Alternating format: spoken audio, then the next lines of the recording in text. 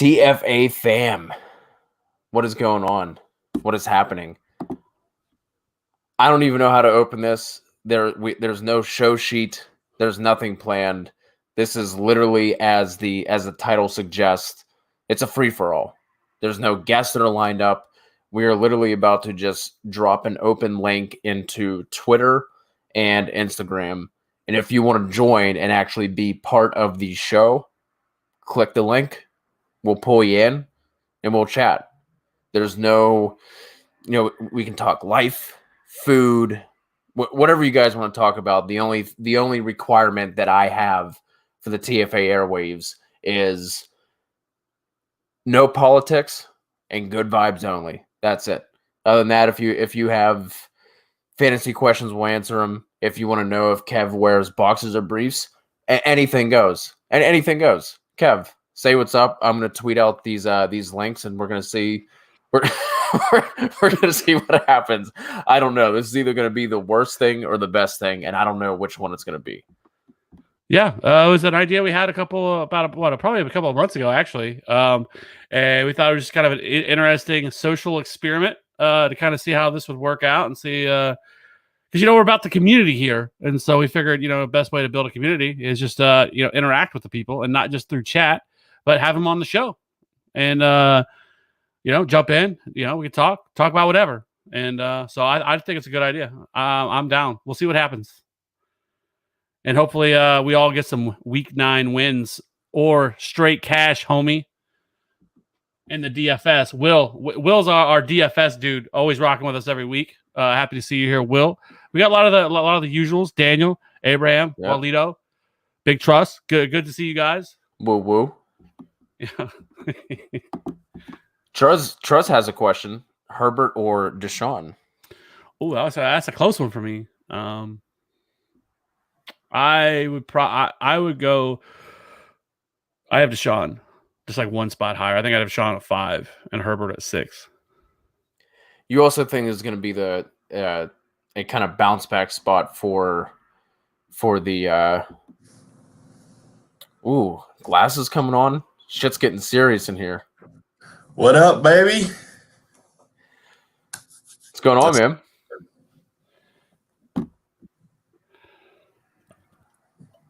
But Kev, yeah, you think this is a bounce back spot for the Ravens, right? Or never mind. Why did I say the Ravens? I think the big Truz threw it off. That's what did it. So, well, I guess that doesn't even matter. So fuck it. See, I have no idea what's happening right now. This is. There's like 5 or 6 games this week that I absolutely love, and both of those are in those stratosphere of games that we love. Ryan, who do you like this week between Herbert or Watson? Oh, Kev has them one spot apart. Be on this tonight. Let's see. I think I like Watson, man. Just give him the slight edge there. I mean. That game is just. We talked about this on the pod last night on the DFS pod for the show, and it's like it screams that you don't want to play Deshaun, but you're looking at the numbers with him without Bill O'Brien, and like he's actually been pretty enticing. And the first time that we saw him kind of come to his own this season was against this Jacksonville D. And you look at these corners, and I'm just like. I just don't know what's going on there. I've targeted them every week. I mean, Herndon is terrible. Josh Jones, the safety, he's not really that great at coverage. And then CJ Henderson, he's kind of been the bright spot, but he's a rookie. So, like, they've been abused time in and time out. And you're looking at Wolfler on this side. Brandon Cooks coming into his own. 30 targets the past 3 weeks since Bill O'Brien's been gone. So I get it. Like, Herbert the kid, he's been awesome. We've talked about him a ton in the chats. Of just like how outstanding of a rookie he's been, but I'm just looking at Jacksonville's matchup there, and I just don't see how they're able to contain Deshaun. And like we can't forget about how good Deshaun is, too. So I definitely would give Deshaun the slight edge there. I think it pains me, but it is a good rushing matchup too for LAC. They could get Jackson free there. I definitely like him this week. I think Tremaine Pope is injured.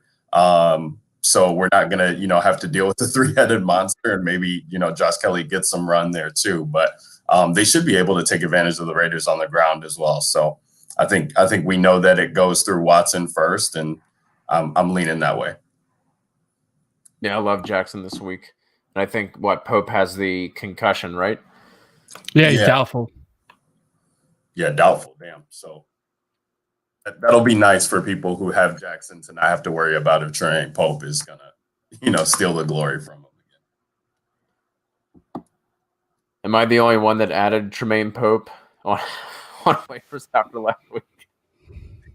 Yeah, but You might be. But I was pissed because I actually added fucking Matt Breida. God damn it. I had him for fucking all of one day, and then all of a sudden, hamstring injury. Thanks a lot, 2020. Like that's the way it's win. Oh, damn. Rye guy. Rye the horseman.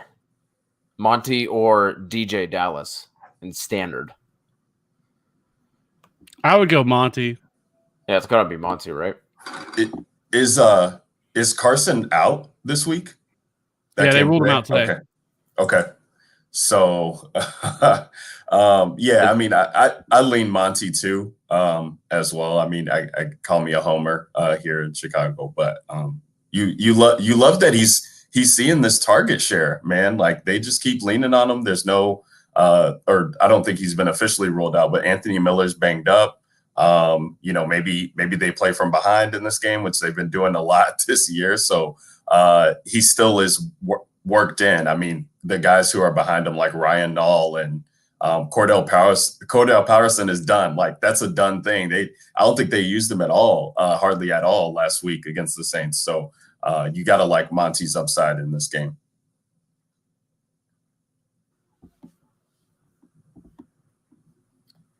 Please go ahead, Cody? Can we please get Allen Robinson a quarterback, and can we please get Monty a fucking offensive line? Man, you telling me? I saw somebody posted something on Twitter about Monty is like second in the league in like broken tackles or something like that. So I was like, I wonder what his how the line has been doing. Like according to like Football Outsiders, like it's been okay. It's actually better than it was grading out better than I thought. But his yards before contact, 1.2. Jesus, that's crazy. It's just disgusting, man.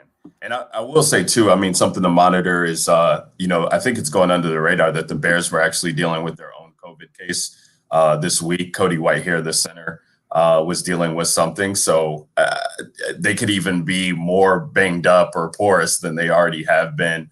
But, if there's one thing that the Bears have shown you, it's that they're not going to go away from their game calling plan. Like Nagy is like the definition of insanity. He'll do the same thing over again. So even with a, backup offensive line, they're still going to try and get him established if the game is, within 7.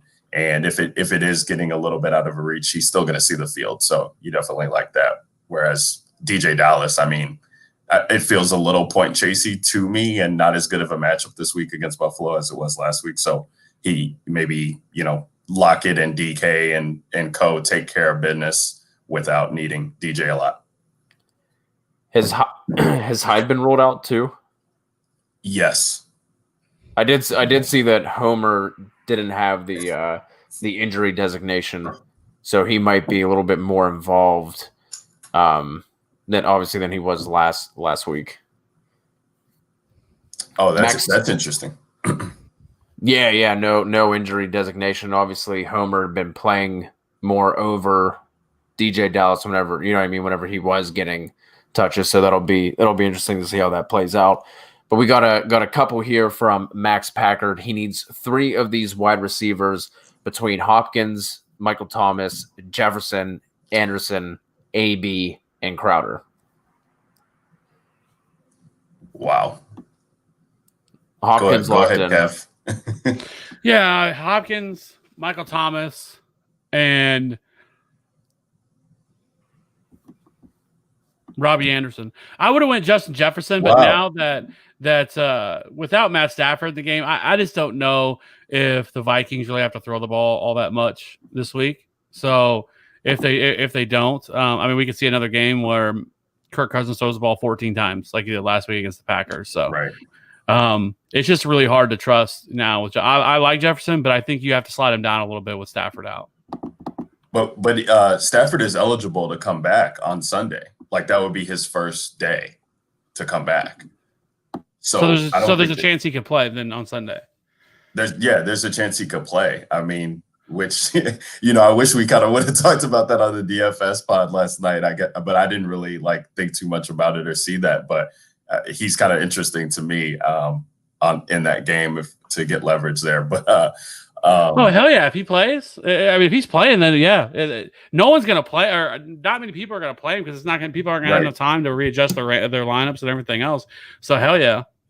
Yeah, that would be interesting. I mean, yeah, if it's Stafford, then I think Jefferson is the play there, as long as those other two. I mean, the Michael Thomas thing, it really just makes you think about how we play fantasy and how we think about it. Because I have Michael Thomas in a couple leagues too, and I'm like, do I play this guy? But it's like, dude, what did you draft him for if you're not playing him this week? I mean, you have to play this guy. Like, otherwise, you just lost a first-round pick, most likely, that you're just, throwing away. And he's still the guy. He definitely could help out, that team that definitely needs help at the wide receiver position. I mean, these guys like Marquez Callaway and Traquan Smith and outside of Emmanuel Sanders, who's been dealing with COVID or whatever, they're not enough to kind of carry them. So you got to be starting Thomas. I get wanting to play AB, I guess, this week in that same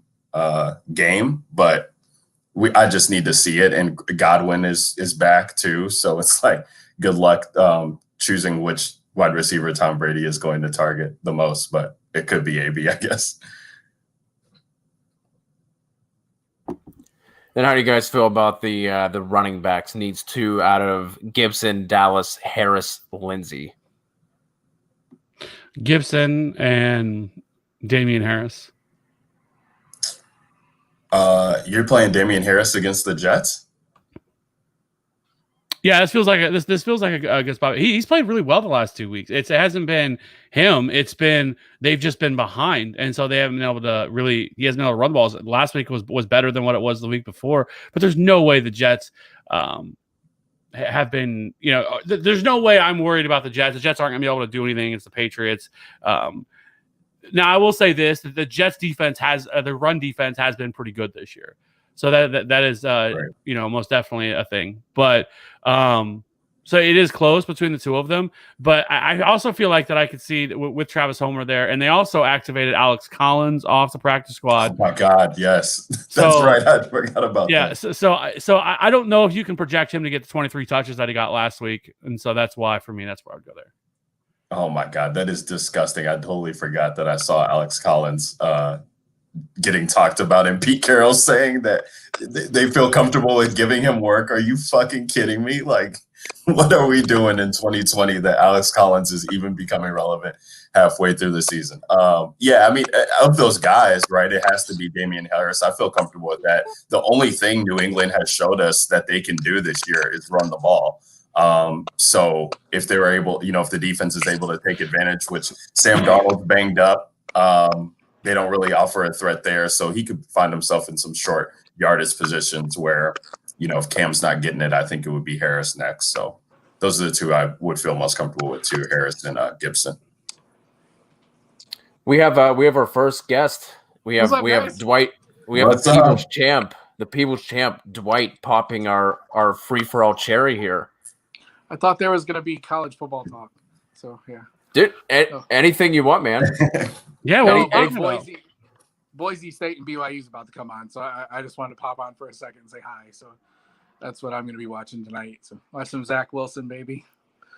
So did he kind of came up out of nowhere? I remember reading. Yeah, he has. Fucking who puts out the one Devi? God damn it. I can't remember who puts the resource out, but they put out like this 1,000-page PDF Devi resource every year. Lawrence Cheney. Yeah. He used to be involved with it, and that's such an awesome resource for anyone who doesn't have the time to really dig in. And I remember, Dwight, whenever we did the Marvel startup, I remember that's what I was using. I was going through, and in the original startup, I had him and Matt Corral in that startup, and neither of them did dick that year. Ended up dropping both of them, and then you know what I mean. So and now I'm watching. I'm pretty sure I had those guys at one point in time. Is there anybody on for Boise State who has you excited? I like George Halani quite a bit, the running back, and they just have they always get it done. They're playing on that Smurf turf up there, so it's like BYU's biggest. It's their biggest test of the year. So after this, they could potentially. I don't know if they'll make the BCS, but they'll be right outside of it. If they keep winning, they'll probably end up being 6th or 7th ranked. So it's their last big test. So it should be a fun game. It's one of those games that'll come down to 55, 52. Crazy fun game. So kind of excited to watch that. So while the kids watch Santa Claus on the big TV. Ugh. I was flipping through I was flipping through and I know Kev is gonna hate us for saying this, but I was flipping through the radio stations, and there is already a station in Pittsburgh that's just playing nothing but fucking Christmas music already. Hell and yeah! It is the Stone Wars. Way too early. I've been listening to Christmas music for the last month. That's disgusting. Dude, it's 70 degrees in the Midwest, bro. Yeah. Hey. It's 46 I got my Christmas tree is up. I put my Christmas tree up last weekend. What are you doing? Yeah, the Christmas tree is up. Okay. Dude, listen, Ryan, we're friends on Facebook. You know that the only thing I post on Facebook is a countdown to Christmas. I literally do it all year. About every 10 or 15 days, I post how many days are left till Christmas. I do it the entire year. Crazy, man. Yeah, man. I do appreciate the excitement, once I get in the zone for it, but damn, we just getting out of October, bro. It was just Halloween. Let's talk about some Thanksgiving first. We're hanging up Christmas lights, but it's only because it's 70 degrees. We're not going to turn them on yet. But... right, yeah. It's time. True it's enough. time. It's 47 days away. My God.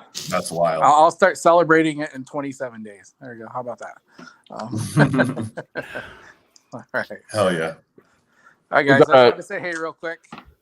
I might come in later if you guys are still going in 3 hours. So. Fair enough, Dwight. All right, take care, guys. Good job. Keep up good work, man.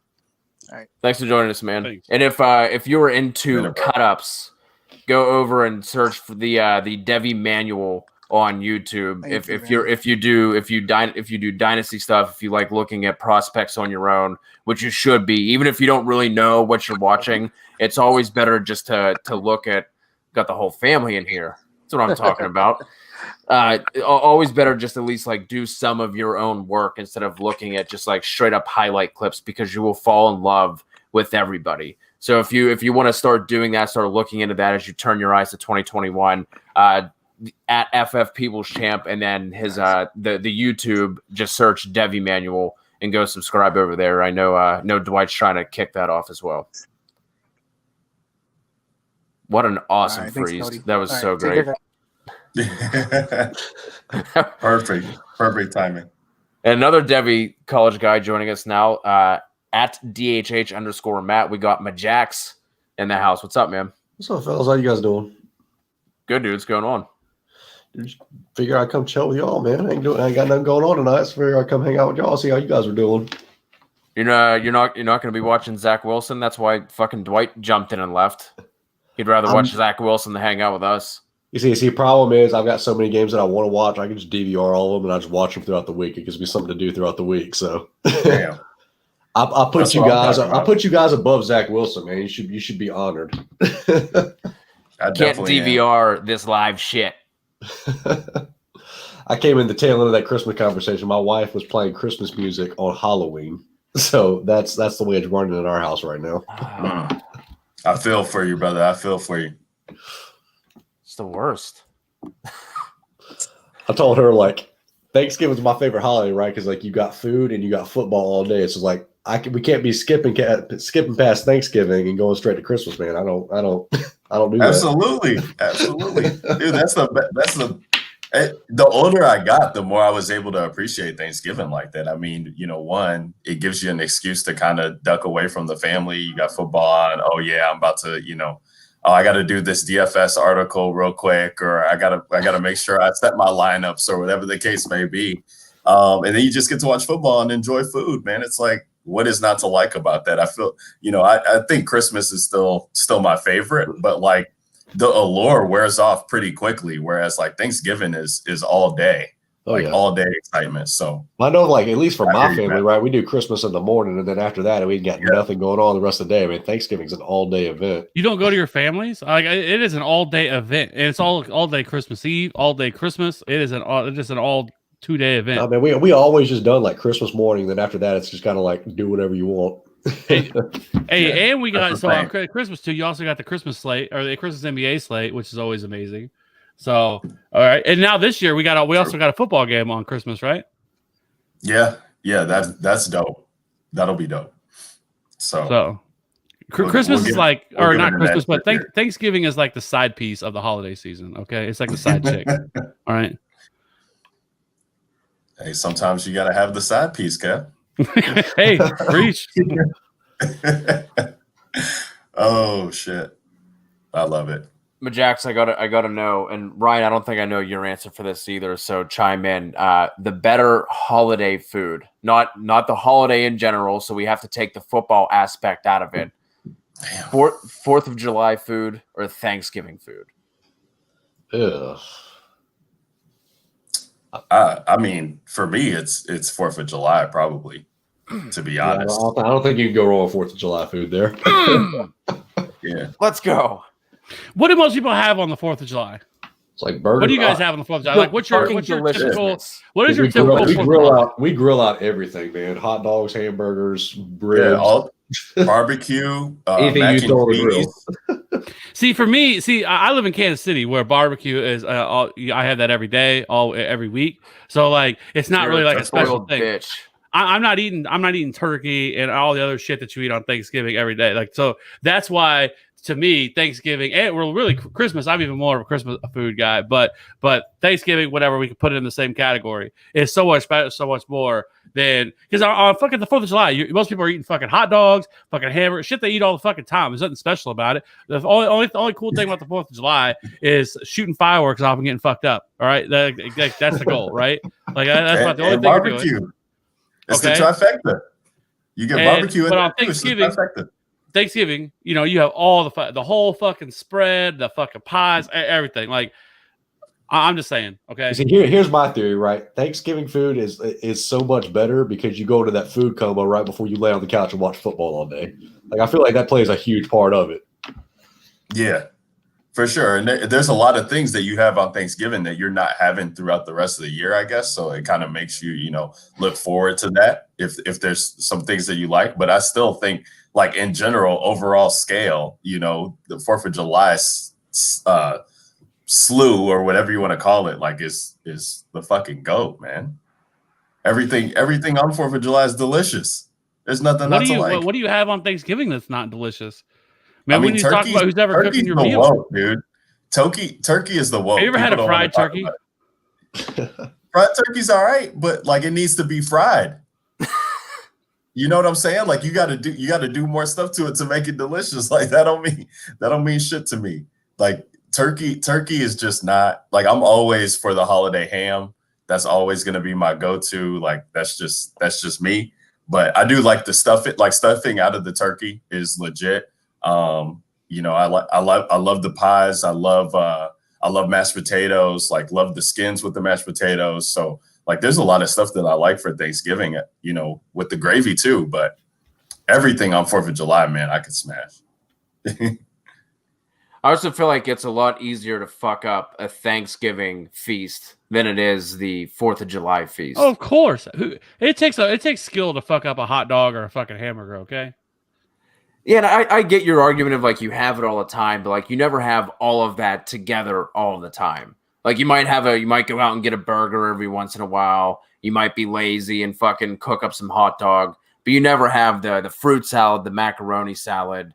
You never have all of that together along with the outside, your friends. Right. Well, That's I don't want to fair. live in your world if you don't eat all that stuff all the time. Okay, I don't want to be in your world. All right, because that is I didn't realize every day was that is 4th a of July. Tuesday afternoon for me, sir. I guess that's Hey, we why don't you all are- live in KC, man. We don't all live in KC. You It can is come back, different out Ryan. there. Ryan, you can come back. At least something's popping. You know. I hear you. I mean, that KC barbecue hits different, man. I don't care what anybody says. That's the best in the country. So that's how I feel about it. But I'm not blessed to be there all the time. So when it's 4th of July, that brings back the nostalgia. Let's pick up some of these questions real quick, and then we'll get back to the fuckery. Amar wants to know Hollywood or Singletary. That's Hollywood for me, and that's not, like I don't even have to think about it. Yeah, that's definitely Hollywood. How we still talking about Singletary, man?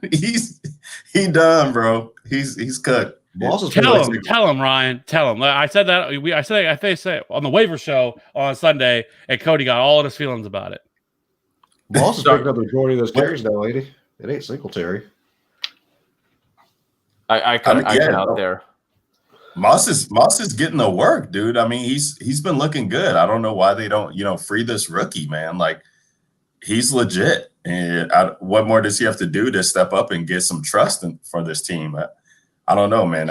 Like Singletary just feels blah. It just feels like it's not going to come to fruition. So I just feel like we're still holding out hope on that guy. But either way, I mean, you're looking at Hollywood, and like the upside you get there in this matchup is going to be nice. Squeaky wheel for Hollywood Brown too, who got booted off Twitter or whatever. They made him delete his tweets because he was complaining about getting those 2 targets against Pitt. You know about that, Cody. He was complaining about getting them 2 targets. Well, dude, not only that, he fired off that tweet at halftime. Oh my God! Right? Yeah, that's right. It did come during the game. That's Like, dude, imagine just walking into the locker room at halftime, being so pissed off, just being like, "I don't give a fuck what coach is saying. Give me the ball." Right. Right in his locker, bro. And it's like he's 6 feet in there. Like nobody can see this shit. I'm good. That's a true nuts on the table moment right there. Like I don't even give a fuck. Right. Like So what's worse, him doing that or that dude that retired at halftime that one season? Oh, wasn't that God. the Bills player, right? that was Vontae. That was Vontae Davis, right? Vontae Davis. Yep.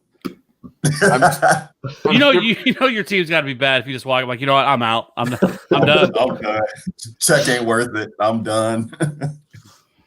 I'm really curious if Hollywood was kind of sneaking in his locker, or if he was just like out in the open doing it. You know what I mean? Like, back in high school, whenever cell phones aren't allowed, and like you're sitting there like on the side of your leg, like trying to like text your friends or do whatever, or if he was just like, fuck it, I don't care, and just firing off that tweet. Them girls in the class, man. I mean, they got carpal tunnel now because they used to just memorize the keys and stuff underneath.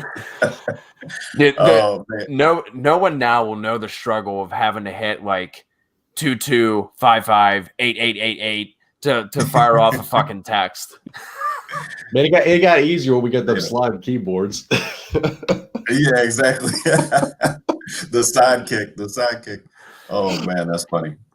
That's true. There's a lot of stuff though if you think about it that you like that trying to explain to kids now like dial up internet or like AOL, or like like the coolest thing in the world. Like if there was a chick that you're interested in like high school and like all of a sudden their name popped up or you heard the door open on like AOL Instant Messenger and you just got fucking hyped. Like, oh, here we go. All right, let's wait. I'm gonna wait 5 minutes. I'm gonna jump right in and say something. It's made me look desperate. So you wait a little bit.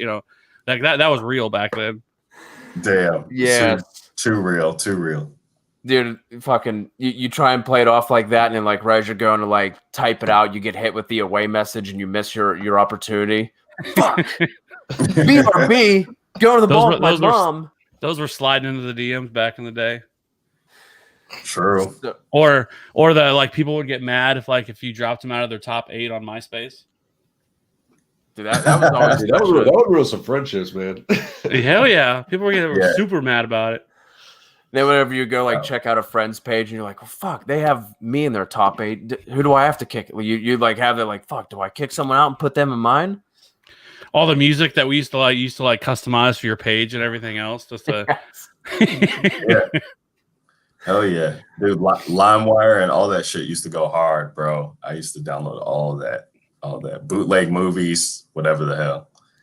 I don't care if the government's listening because they sent notices to my house too, and I still downloaded the shit. So I mean, it's like I already got it now. Shit's all hard. make a mixtape for your girl and give it to her. Yeah. If you got game, that's how you did it. Kev just makes an all fucking Christmas music list here, babe. Hey, all immediately just the panties drop just instantly, just instant.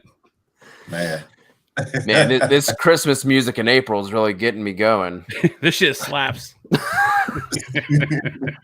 You heard this Bing Crosby? This shit slaps. Oh fuck! Hey, did you notice how I put Mariah Carey's the first track on there? Yeah, right. Damn. Are you guys gonna start Godwin this week considering the injury? Yes. Yes. Yeah, of course. Yes. Our guy Abraham wants to know Justin Jackson or DJ Dallas. Justin Jackson. That's Jack. That is JJ. I'm gonna Yeah, be tilting my fucking face off all of a sudden. Josh Kelly runs it 20 times for 100 yards and 2 touchdowns this week, though. Honestly, I'll leave DJ Dallas on that one. I mean, he's the only. I mean, they got one other active running back on that roster right now, other than They have Dallas? Homer and Alex, the ghost of Alex Collins. Fucking I mean, I don't. Alex Collins. Neither one of those do anything for me. I mean, No, they don't. They shouldn't, right? They shouldn't. But how? I mean, Pete Carroll's an asshole. So, like, I mean, this could just be roulette there.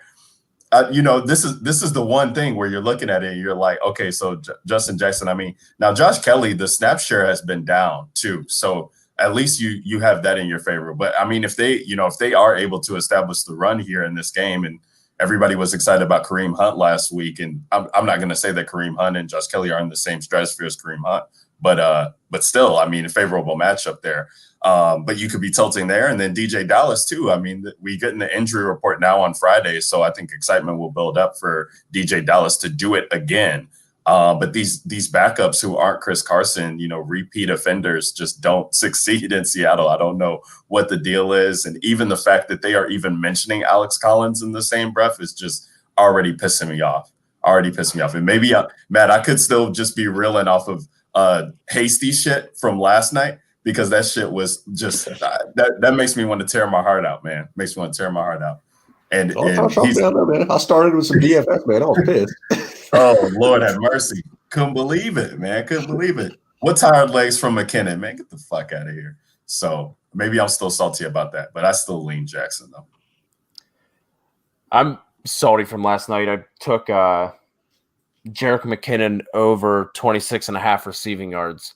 Just be like, oh, they're going to be playing from behind. He's been the one who's been getting the pass catching work. They had no pass catchers.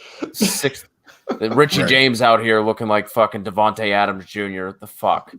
That was wild, man. That was absolutely wild. Literally, And he was just out dealing of with nowhere. injury too. He was dealing with injury too. I couldn't believe it. Ankle or foot? Yeah, something like that. But McKinnon, what did he end up getting, Cody? Because he was getting catches there in the first half. I was going to say he didn't go over that. No, he only had 16 yards. Oh my god! Three catches, 16 yards. He had 52 on the ground in that touchdown. But yeah, 3 catches for 16 yards. Yeah, that looked like a money prop in the first half. Super salty. New Life needs 3 of these in half PPR. McCaffrey, DJ, Connor, Jacobs. Those are good options to have. Everybody has a good matchup. I mean, you're locking in McCaffrey. Yeah, you don't sit McCaffrey. I don't care. Yeah. I guess who are you sitting out of this group? I'm sitting Johnson out of that group. That's me. Yeah, I would sit Johnson too, probably. You But you what can't is sit going Connor. on with You can't sit How's it Connor with going, the way guys? he's been being used, and I'm not sitting Jacobs No. over Johnson. So What's but up, Will? What's up, How's it Will? going? What up, Will? There we go. Let's get it cracking now. I was gonna say what's going on with Jacobs? What is the injury that he's dealing with? Hold on Like one second, guys. what is the deal there? I was listening before I jumped in, so I had both going at the same time. Couldn't hear you guys, man. Oh no, you're good. Rookie mistake, I guess, man. How's it going? Hell yeah, no, we What's up, good. Will? How you doing? Good, man. Good. Just trying to, find ways to build these millionaire lineups, man. So, You ain't lying. Hey, Oh, just fade all of Kev's takes, and you'll be in a good Oh, spot. here we go. Here we go. hey, Rashard Higgins didn't work out too well, so I can't really say nothing. Tried to tell you. You did. Well, Yeah, I just don't want to let say, you- man, first and foremost, appreciate you guys doing this, man. It's awesome to get a chance to interact and everything. So, really, really cool. Yeah, man. Appreciate you jumping on. Yeah. Definitely on a Friday for sure. We got to talk about this Josh Jacobs thing because I am concerned. I am concerned. It was just an illness. it was just an illness. He was yeah. back in practice yesterday. I think. Yeah. Okay. I thought I saw them reporting that it was something, and maybe it could have been lingering from the previous weeks that he was. Well, dealing with there was whatever. some knee issues, but that got cleared up this week, I think. Okay. Then you're definitely starting him over David Johnson. I mean, no questions asked. For DK, we're thinking he's a great play. Jacobs or Jacobs. Will, you gonna do this to me 2 nights in a row, man? Like I went on my whole diatribe about Jacobs, man. 31 carries, Yeah. 128 yards, 12 DraftKings points. That's fucking depressing. And listen, I love him. Like I own him everywhere, like in redraft. I was very bullish on him. Like Kevin was beating the drum all offseason long. Like I kind of hopped on the bandwagon with him, which I always don't feel comfortable doing, but it just seemed right. And the first week, second week, it looked like it was going to pay off. But I really don't. And maybe the weather factored in, but it was alarming that he just wasn't catching any passes last week. And he had seen like 3 targets in pretty much all of his games previous to that. So he is a workhorse back. He falls into a good, range there in the 6,000 range on DraftKings to get leverage. But you just have to be, cautious that you might like the ceiling could only be 20 points for him because it's all rushing. And that's concerning. And, depending on how this Raiders-Chargers game goes, like, if Herbert the kid comes out there dick slinging and they have to play, if they're playing with the lead, it could be tough sledding for Jacobs. But you love that he's getting the work in the red zone role when they get in there. So if he gets the touchdowns, he'll pay off. But that's hard to kind of bank on. Yeah, I'm with you. I'm with you, man. I love him. And I think we talk about positive touchdown regression coming all the time. And if you get 31 carries and not even factor in red zone work or, pass receiving work, it's hard for me to believe he's not going to fall into the end zone. And then the Chargers run defense has been a little bit leaky. Like they let a big game to James Robinson. So I think it's there, 6,300 especially. Right. So. And he's going to be under the radar for sure. He's definitely going to be on the radar for sure. So you can get some leverage there. Oh, well, you're going to make me make a Josh Jacobs team. I'm impressed. You got to put him in there, man. You got to have him at least one. Yeah, I mean, his price. When you look at his price and then the matchup, I mean, like you're talking about, I mean, so basically they're 18th in adjusted line yards. They're 14th in stuff rank and 20th second level rank and 25th in open field rank. Like they're not great against the run. They're about as average as it comes against the run. Their their run defense, the Chargers. So, especially at his price, and I don't think anybody's going to be playing him. I mean, I think there's just guys above him and below him that people would probably rather get to. And so Josh Jacobs has 30-point upside. Find the end zone a couple times. I think he will be used a little bit more in the passing game as well. So I think people could be overlooking Josh Jacobs a little bit this week at 6,300. I love it.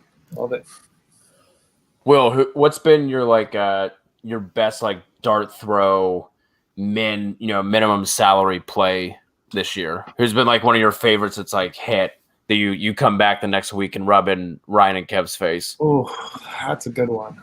So I discovered them like 6 weeks ago, these guys. So haven't had too much where I could brag. I guess AJ Green when he was super low, and before he was getting any volume at like 3,900. I asked these guys about him, and they're like, "He's washed. He's done. You're an idiot." You know? And I played him and he got there for me. So that was probably one that I'm really happy about. And then one that I keep trying and going back to is Andy Isabella. I think I'm going to do it again. I think I'm going to try to correlate him with the Cardinals defense, see if I get that, special teams return or something, and then maybe a bomb he catches. But man, Andy Isabella, he just got too much speed, man, playing in the slot, splitting time with Fitzgerald. I think there's some opportunity there against Miami. So we'll see how that works out. I don't know about DraftKings, but I've been looking on FanDuel, and how are Justin Herbert and Joe Burrow still as cheap as they are? That makes no sense to me. It's crazy, man. The FanDuel pricing is just always so soft. I mean, when you think about comparatively to DraftKings and like you're playing with a lesser a salary cap there too, it just you're able to fit all the guys like every week. It's crazy. So I always love paying down, at quarterback there than the high price guys. So I have a question. Do you guys play across different platforms? Because that's something that like I've read about and seen people like to do that to kind of diversify. But I've been pretty much since I started only DraftKings. Do you recommend doing different platforms, or how do you guys do that? Yeah, I mean, go ahead, Kev. Go ahead. No, I was gonna say, yeah. I mean, I know what you're talking. I think a lot of people will use it to where, like, I don't know. Let's say Patrick Mahomes is, 7,100 on DraftKings, but he's 8K on FanDuel. Well, people will say, I'm going to load up on him, on DK and not play him on FanDuel because of the price difference, and kind of get exposure through different players through pricing inaccuracies on guys. Because there's weeks where guys on DraftKings will be much lower than they are on FanDuel, and vice versa. I know a lot of people do that. I hate FanDuel. I hate their halfway PPR. Like, I have an account, but I haven't probably played an NFL lineup since like week 1 last year, and then I just love DraftKings, and so I usually just stick to DraftKings. But I do know that's something a lot of people do, that will kind of play between the two of them to kind of play off each other. Of I'm gonna play a lot of guy over here who's cheaper on this site, but then on this other site, you just kind of diversify that way. Yeah. Yeah, and I know FanDuel was rubbing people the wrong way this year when they were dealing with. People saw it for NFL when the site went down and they weren't able to get their payouts, or the lineups weren't updating or whatever. Twitter was going crazy, but that shit happened with NBA too. When Kawhi Leonard was like questionable in the bubble, everybody was going to play him because it was a small slate, and then Kawhi Leonard gets ruled out late. You couldn't late swap. It was crazy. So they've definitely had their issues, but I've had success on FanDuel. I've had some 4-figure wins on there because the pricing is so soft. And I will say, Will, like, if you're interested in Josh Jacobs this week, like, go on FanDuel and play lineups on there with Josh Jacobs, because the touchdowns carry a lot more weight there because it's only half-point PPR instead of full-point PPR as DraftKings. And so, like, guys like James Conner, guys like Derrick Henry, guys like Josh Jacobs, like, those guys are going to pay off more consistently on FanDuel, unless, last year we're getting the Christian McCaffrey games, like, you're playing him regardless because the workload is just crazy. Alvin Kamara, the workload is just crazy. But some of these other guys, like Josh Jacobs goes out there, gets 2 or 3 touchdowns, like, you could have massive leverage on the field where over guys like Chase Edmonds and other guys who are going to see pass catching work, but maybe not the same rushing upside. So it is nice to get leverage over there too, and just to see like kind of where people are priced. Like, that's how I felt last week with Hollywood Brown. Hollywood Brown was like, I forget what it was. I wrote him up, maybe the top 15, wide receiver on DraftKings, but he was like wide receiver 30 priced on FanDuel, which was ridiculous. Like, he doesn't belong down there. So there's definitely edges to get. So I do agree with, if you're playing a lot of lineups, to diversify, because it might pay off. How y'all playing the whole DK Metcalf versus Tyler Lockett on DFS? Because I can't for the life of me figure that out. Hold your nose and pray, Matt. Hold your nose and pray.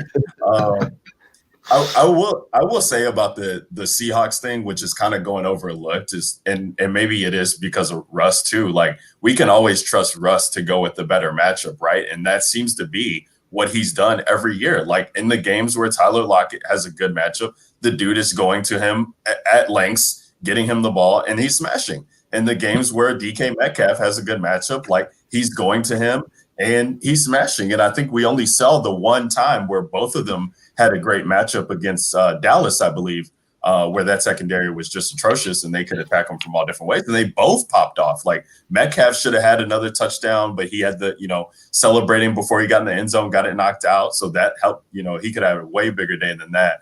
And Lockett still A2 in that game. So this week, you're looking at it, you're seeing Tre'Davious White should be shadowing DK. So I'm loading up on Lockett, and if this is the week that it burns me, so be it. But we have enough sample size now to see that he's going to go to the best one who has the best matchup.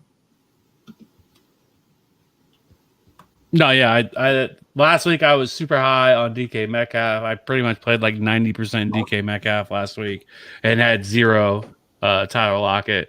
This week I'm just the opposite. Just like what Ryan said, I'm going. I'll probably have somewhere probably 60% Tyler Lockett this week, just because I think the matchup is much better for him. If that's an instance where you're not entirely sure who to go with, do you just play Russ naked and not stack him, or is that something like you feel like you have to do, is you have to stack? So you also, really the winning strategy this year, every single week, I mean, and it's been every week, it has not changed, has been actually, it's not just playing Russ, like for example, with Tyler Lockett and calling it a day. It's playing Tyler Lockett with DK Metcalf and Tyler Lockett, and then running it back from one player on the other side. Like that has what has taken down the Millie Maker every single week. Has been playing 2 pass catchers. Or you could also possibly do the running back in there as well. That's also a possibility, but mainly it's been the 2 running backs or a tight end, or the 2 wide receivers and a tight end, quarterback, and then running it back on the opposite side with the pass catcher. So that's pretty much been that every single week that has been what's taken down the Millie Maker, and so which makes sense because you're getting all those points. And if a quarterback goes out and throws for 350 yards and 4 touchdowns, then you're basically casting that net and you're getting all those points. So, if you hit right on the game that goes off that week, that lineup is probably going to smash. I actually had a lineup last week that was a little bit different. It was a Jimmy G stack, and I hate Jimmy G. Yeah, It had DK Metcalf, it had Dalvin Cook, it had McCall Hardman, who had a great game. It was a nuts lineup, and I had fucking goddamn Kenny Galladay in it, who got me goddamn 2 points, and I was so fucking heated. It was still a top 500 lineup because of how everybody else that was in it. But that lineup could have killed, and it was so fucking tilting to see Nick Mullins all of a sudden come in and just fucking air it out and throw 200 yards and 2 touchdowns in that time. I'm like, the last 2 or 3 weeks, it's been picking the games and it's been picking the 2 or 3 players. So if you got the 2 or 3 players that go off on the lineup, you win the matchup.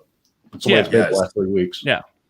Exactly, man. And that's why I think, a lot of people that we talk to who just get into DFS or whatever, like, because there's a lot of sharp people, like way smarter than myself, way smarter than Kev even. Who, hey, whoa, you can talk whatever you want about you, but you ain't putting me.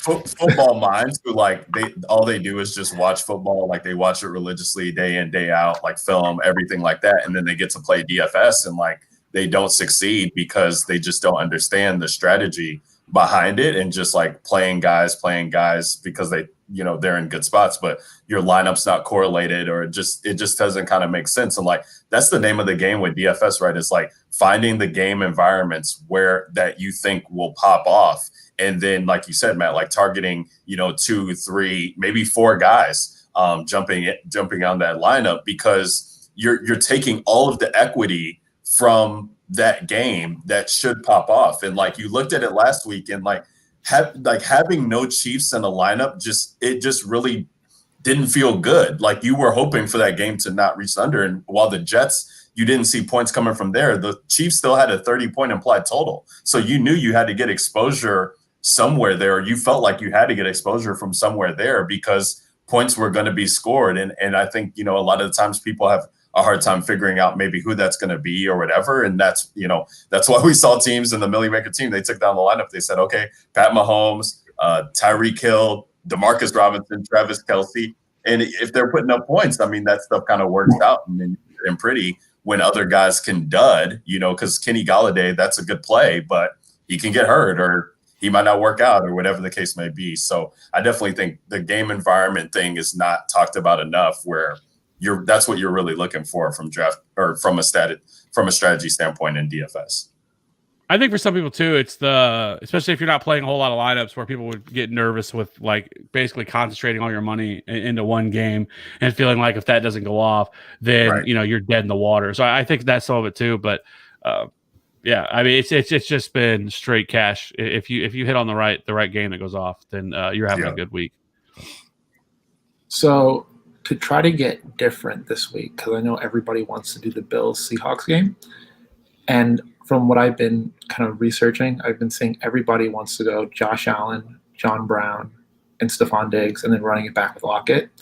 Do you think there's some leverage to be had or enough leverage by playing Russ, DK, and Lockett and then running it back with the John Brown? Like, is that enough of a different build?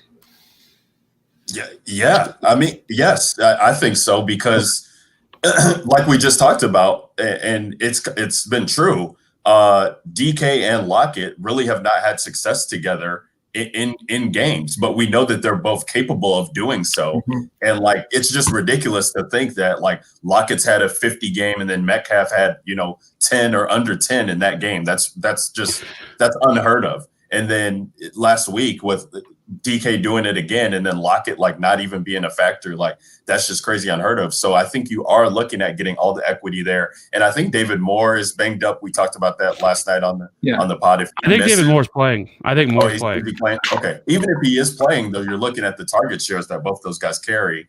And Lockett, surprisingly having that red zone role there. Granted, the one game was crazy with the 3 touchdowns, but still, he's looking for him. So no Carson there. I think that makes a ton of sense that a lot of people might not look to do. And if you're playing that game with a Buffalo wide receiver, most people are leaning Diggs. They're not going to play Brown as solo. So I like that a lot. We playing the Raiders-Chargers game too? I'm really liking that matchup as well. Oh, man. I'm feeling that one.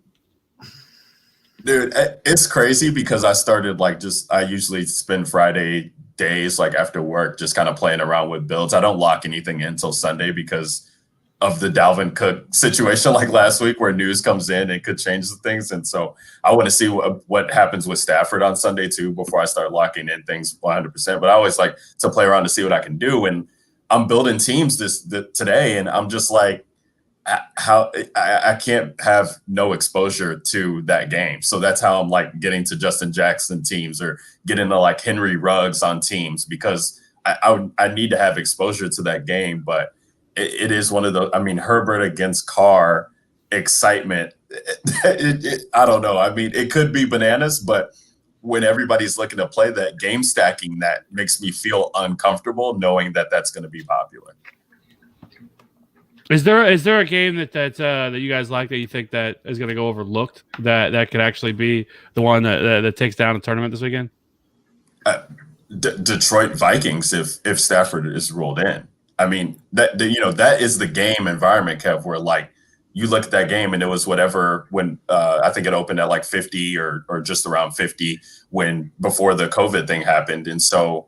That's a game that you're check marking and thinking about for the rest of the week, but then it gets Chase Daniel and we have to deal with that for days and days and days. And people just write that off and, okay, play Vikings defense or play Dalvin Cook and forget about the rest of that game. So you're still looking at a situation there where if Matthew Stafford's in, like Marvin Jones is now in play, like TJ Hawkinson at tight end is now in play. Like that's a nice sneaky stack. I feel like with a Dalvin Cook run back or, now Justin Jefferson and Thielen are in play because the game can be, high scoring. So I think that game could definitely go overlooked if Stafford is playing.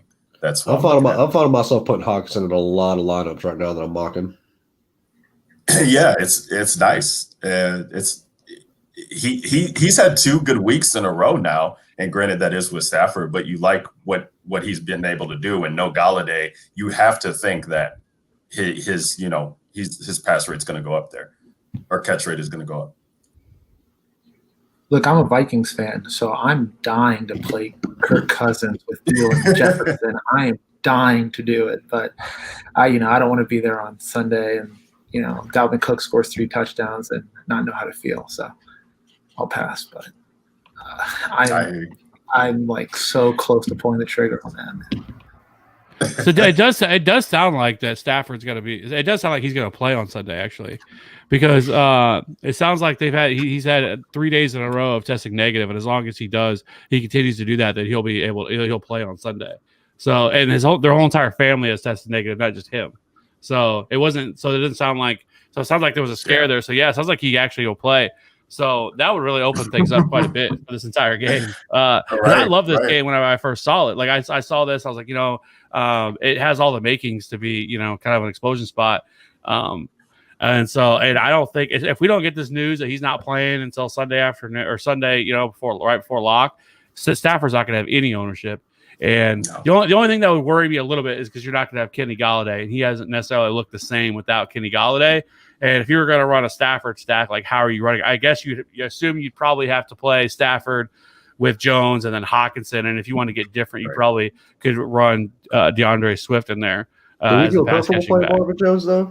He looked okay last week, but that's all they got. I've been burnt by him so many times this year, man. I can't force myself to play him.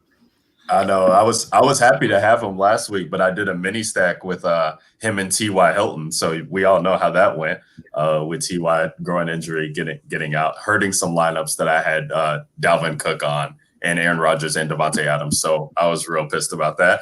But yeah, I mean, it is going to be tough. But you're looking at that secondary though, Matt. I mean, like the guys that they're running out there for the Vikings, it's just been a bloodbath for wide receivers. So, maybe that Marvin Hall kid can, take one to the house.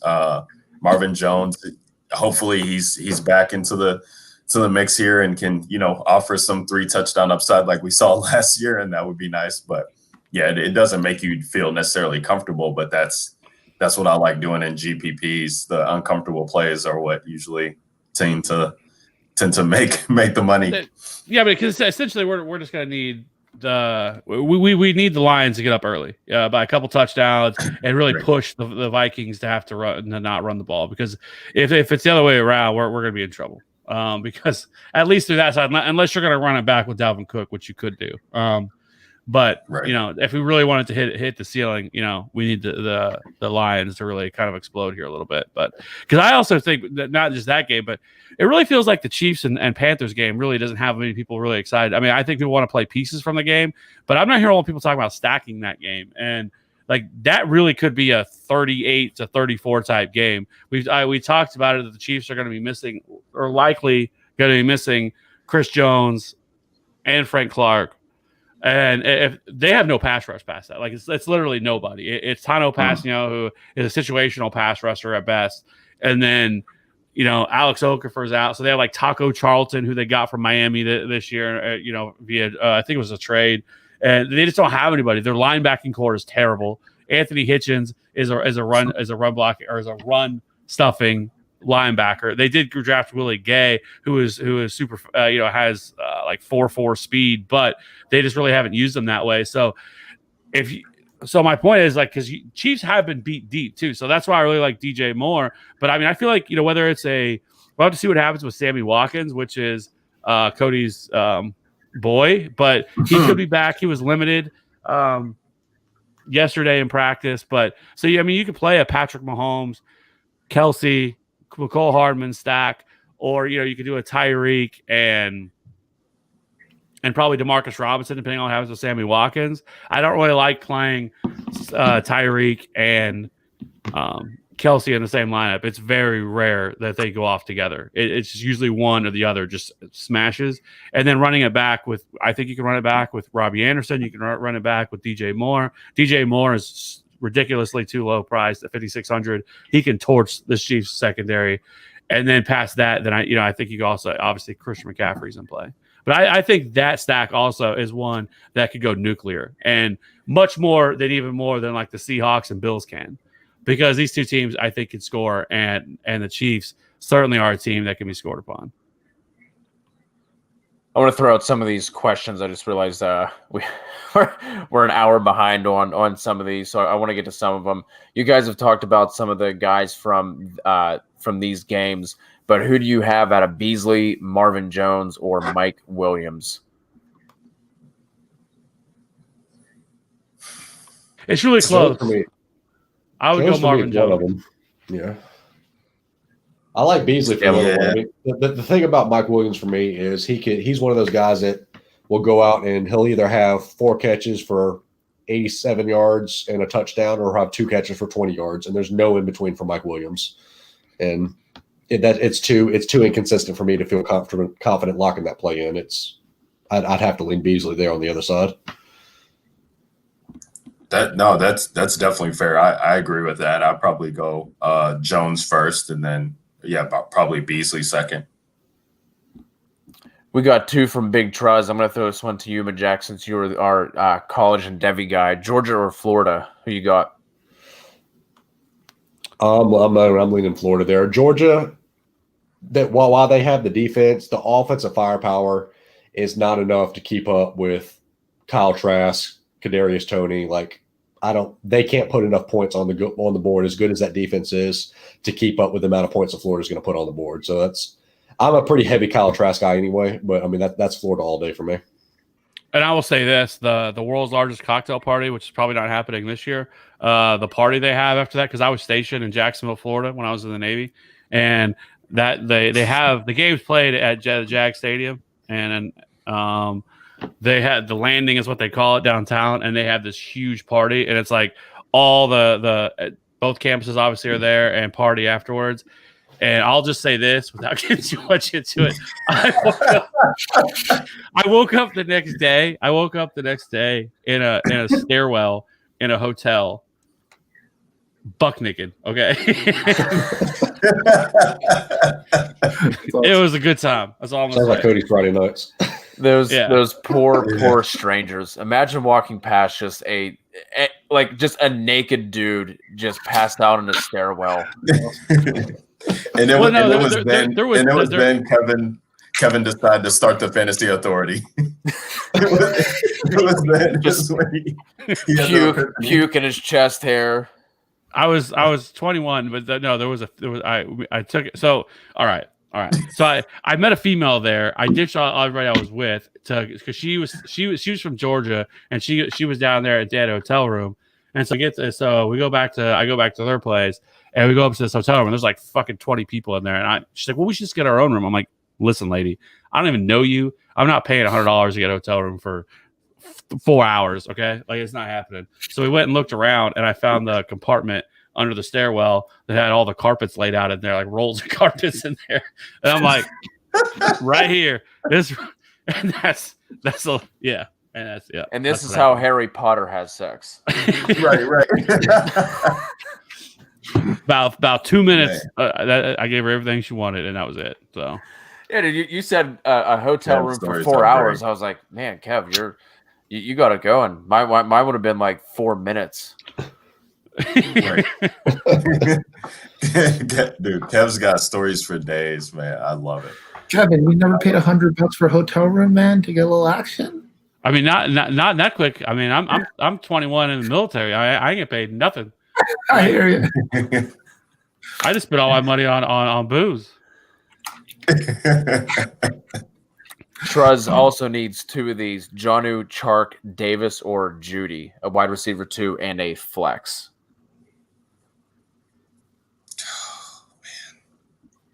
Oh God, Davis and Jonnu, but I don't feel good about it. That's not a no. Well, so what is Matt? You're the dynasty guy here. Like, tell me about this kid, Jake Luton, because this Houston defense is terrible. And I get he's a rookie and he's making his first start there, but Chark, they still got weapons. James Robinson, Chark, Keelan Cole, Laviska, Chris Conley. they're not going to get annihilated here. Like, I feel like Chark gives them the best way to succeed in this matchup, right? Yeah, but can you get the ball to him? That's what I'm concerned about. I mean, I'm not. Well, it's wild to me that they came out this week as if they wanted to open up the offense and pass more with Jake Luton. I'm like, I still don't understand that quote. Like, why? Like, that is the complete opposite of what any team wants to do with a rookie quarterback that's never played. Right. I just feel like this is more of a game script. I understand what they're saying, and I think we all heard what they're saying, but this just feels like a game script where Robinson's going to have the majority of the touches this entire game. I mean, I don't see them chucking the ball 30, 40 times this game. Like, I can't play Chark with any sort of confidence. Corey Davis has been getting the market share. So, I mean, I like Corey Davis in this play, but outside of that, I mean, I'm leaning more Jonnu. Chark, if you want the upside, but I don't think that the target share is going to be there in that offense this week. To play devil's advocate a little bit, I will say this. Last year, I think it was week 1 when they played the Chiefs and Nick Foles got hurt. Gardner Minshew came in as a rookie right off the bench, and he just started ripping it. So he was throwing it all over the field week 1 last year. So to assume that, Jake Luton, who's been there now half the season, and then especially if we're talking – I mean, I guess, DK, but like even fantasy, I don't think it's crazy against that bad Houston defense to think, Chark could still get there. So that was my thought too, as well as more of, and also that I think that you could probably see Chark. I mean, I wouldn't be surprised if he got 12 targets because a lot of times rookie quarterbacks tend to lock in on somebody on one wide receiver, and I think it's definitely going to be Chark. Like, I think this could actually be a good thing for DJ Chark, and I'm not worried about Houston secondary. Their secondary is so horrendous. So, and especially, I mean, I feel like you probably feel like that Deshaun Watson and this Houston offense, could get up 21 points quickly, and then kind of game script James Robinson not out of it, but where they're not able to just run the ball as much as they probably would want to. And so for me, like, I would go Chark and actually Jerry Jeudy because I love this matchup against Atlanta. Like, Atlanta's secondary is horrific. As well, and I think this is just another really good matchup. I like Corey Davis, but his matchup is certainly probably the worst of everybody here. Yeah. I mean, it's been terrible sledding for wide receivers against the Bears this year. I mean, the one thing that they can hang their hat on is that secondary has been able to limit wide receivers and pretty solid ones to the tune of not having big games against them. So. I would feel a lot more. I mean, I'm always the one to kind of lean the talent over matchup slight edge, and Bradley Roby on the other side doesn't make me all that excited about Chark, but it is still Chark. And I agree with Kev, like rookie quarterback leaning on a number 1 guy. Hopefully they can get him loose. And he was complaining about Garner not getting him the ball. So, I could see Chark being in the locker room, like going up to his locker, "Hey, Rook, so you got to give me the ball, right? Like, I'm going to be open. Give me the ball." Like, rattling his fucking locker. Let's go. So I don't know, man. I think the talent there, it would probably lean me Chark. And then, probably a toss-up between Jeudy or Jonnu. I would probably lean Jonnu, I think, with Tim Patrick being back. But I do agree, that secondary for Atlanta is terrible. So to be fair, though, I mean, Gardner Minshew, his senior season at Washington State, coming into the league, had a prolific senior season. I mean, he had over 4,700 passing yards. I mean, I don't think Luton had over 2,500 his entire college career. So, I mean, we saw it from Gardner Minshew coming into the NFL. We knew he could sling the rock. I haven't seen it from Luton yet. It doesn't mean he can't do it, but we've seen the on-field production from Minshew. I would feel much more comfortable rolling out somebody that we've at least seen some sort of on-field production with than trusting up. Well, I mean, maybe he'll sling the rock, maybe he won't. Right. That's fair. And there's no, I mean, for Luton, like, you got to be, doing the cross of God or whatever, that you're getting Houston as your first matchup. I mean, what a favorable, first defense to have to go against here, who's been struggling to get pressure on the quarterback, struggling to, do anything against opposing offenses. So protect the ball and just, like you said, Matt, lean on maybe James Robinson a little bit there, get out with probably, hopefully a win and call it a day. So did we ever make any any picks for this guy? I think for me it would be Chark and Jonnu would be what I lean to. I wouldn't be worried about Judy over Jonnu though. I think I would lock in Judy. Like I think he has the fewest question marks out of that group. No, So that's fair. he'd be my wide receiver too. That's fair. I don't mind that. Maddie, what's up, man? Cody, how we doing, buddy? Good, dude. What's going on? Not much. It's Friday, so just hanging out. It is free for all Friday. Free for all Friday. Where's your drink at, Maddie? I got a couple sitting right here. Little cold as the Rockies action. I see you. I'm not a big extravagant drinking like rum or bourbon or scotch or anything like that. Just give me, I'm happy with the light beer. I'm good with it. What is the cheapest, like grossest light beer that you guys have delved into? For me, is there were like these willingly or like. Right, that's what I was going to like ask. It's not even close to 100% PBR. Pabst Blue Ribbon. Oh, okay. It's awful. It is the worst thing you will ever drink in your entire life. It is absolutely horrible. That's fighting words around these neck of the woods, man. When you're in college and it's Tuesday night, bowling night, and it's $5 pitchers, give me all the PBR I can handle. I don't know, man. I feel like Natty Light might come a little close. Yeah. How about Natty Ice? Like, Natty I Ice. feel like you're gonna die the next day you messed around with some Natty Ice. Yeah. Natty Ice is terrible. Do you guys have you guys ever heard of Keystone? Yes, Yeah. that's up there too. Keystone Ice is probably worse than Natty Ice, I think. Oh god. Keystone Ice is horrible. fucking awful. But the cheapest beer that we used to drink in college was called Extra Gold. It was Extra like gold? it was literally like $7 for a 12-pack. And just as bad as you would think that it actually is. If it gets the job done, man, hey, you're on that college budget. Well, because the natties started getting fucking priced up. You know what I mean? Because everyone was buying natties. That was like the college beer. Then all of a sudden, like a 12-pack for natty was like $12. We were like, what the fuck is this? Like, let's look around. And Extra Gold. It's just so fucking bad. That $5 might be covered somewhere. You gotta spend your pennies any way that you can. You ever that mess was- around that with Old Crow whiskey? I don't fuck with whiskey at So, all. well, when you're broke and you're in the Navy, you drink all kinds of shit, and it was for like a half gallon. It was like $4 for a half gallon. Oh my god, That is ridiculous.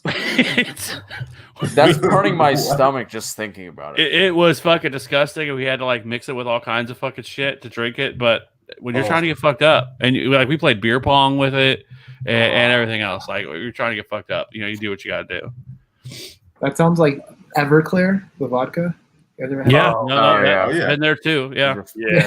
Gasoline mixed with rubbing alcohol. Yeah, that is literally jet fuel. You could start a car with that stuff. You Oh, need a lot to make there we go. Like you literally pour it out the bottle with a lighter and it will catch on fire. That's the stuff I was putting in my body at 18. Jesus. Yeah. Gas them up. Yeah, we Burnett's vodka was our go-to in college. Oh my god, that's the cheap vodka, man. Yep. Vladimir. I never heard of that. I never heard of that either. No, yeah, that was our Old Crow vodka.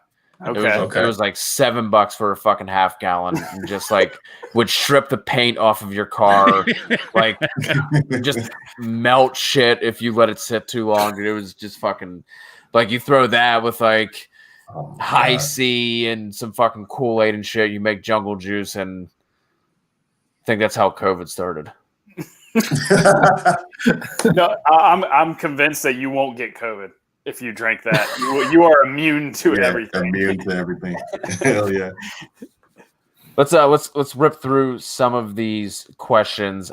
Coop Dog, Ridley, Godwin, Thielen, pick 2. Our guy hanging out with us on the West Coast over there. Who are you sitting out of these 3? Is Godwin playing?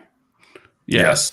He did get rolled in. Well, I should say this that they said Arian said that he expects them to probably play, but they said they were going to wait until tomorrow. They said he caught pass today with no problem, but they said they wanted to wait till tomorrow to see if he make sure he wasn't sore or anything like that. If he's not, then he's going to play.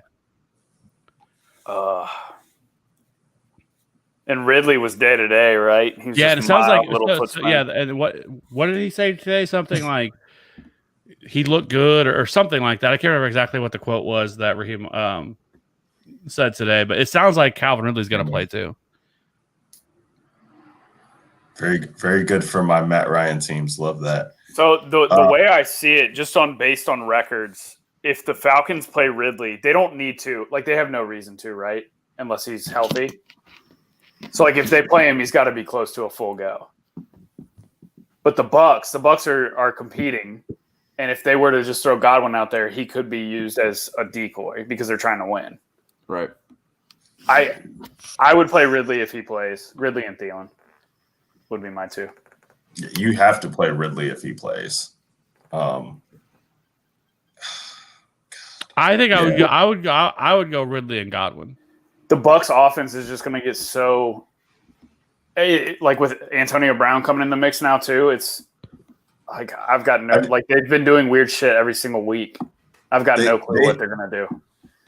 They have, Maddie, but like the one, staple before the Antonio Brown thing was Godwin. Like when he played in games, like Brady was looking to him a ton, So I think but Mike he wasn't even smashing though. Like he was doing fine. Right. Yeah. I guess to a certain point, are we going to be getting, slot performance here from Chris Godwin going against New Orleans here in a favorable matchup? How do you guys see this playing out in general? Like the 3 Mike Evans, Antonio Brown, not just for this week, but for moving forward. How do you guys see this Bucks wide receiver core shaking out? I would be moving Mike Evans if you can get anything for him right now at this point.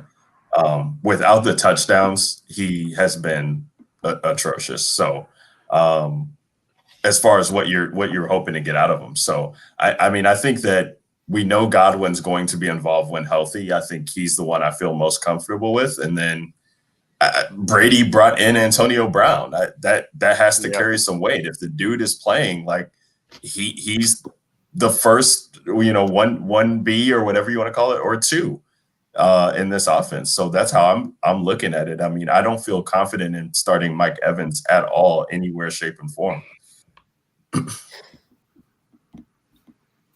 Defense question from New Life: Giants or Texans? Giants.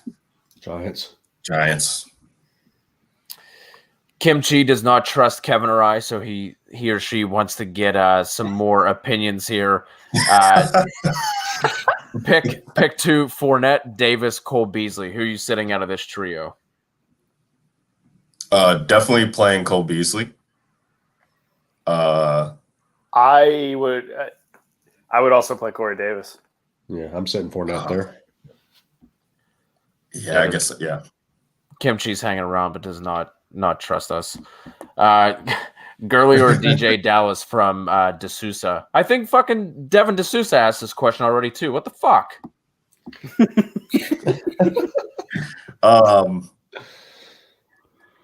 Wheels up on DJ Dallas. That's man. probably Dallas for me there. DJ Dallas season. Look, I've got a co-host over here. That scared the shit out of me for a second. He's chasing a bug around the room, so if you see him going nuts, that's what he's doing. He's got eyes on it. It's on the wall over here. He's just staring at it. Deadly. That fucking apex predator. Yeah. He needs to rip that Zeke jersey off your wall. Yeah, you ain't lying. Dallas is awful. Let him know, Matt. Let him know. Oh, we have 2 Matts now. Jeff Scott traded Josh Allen for Locke, Sanders, and Fulgham. Good or bad? Locke's bad. Is that the question?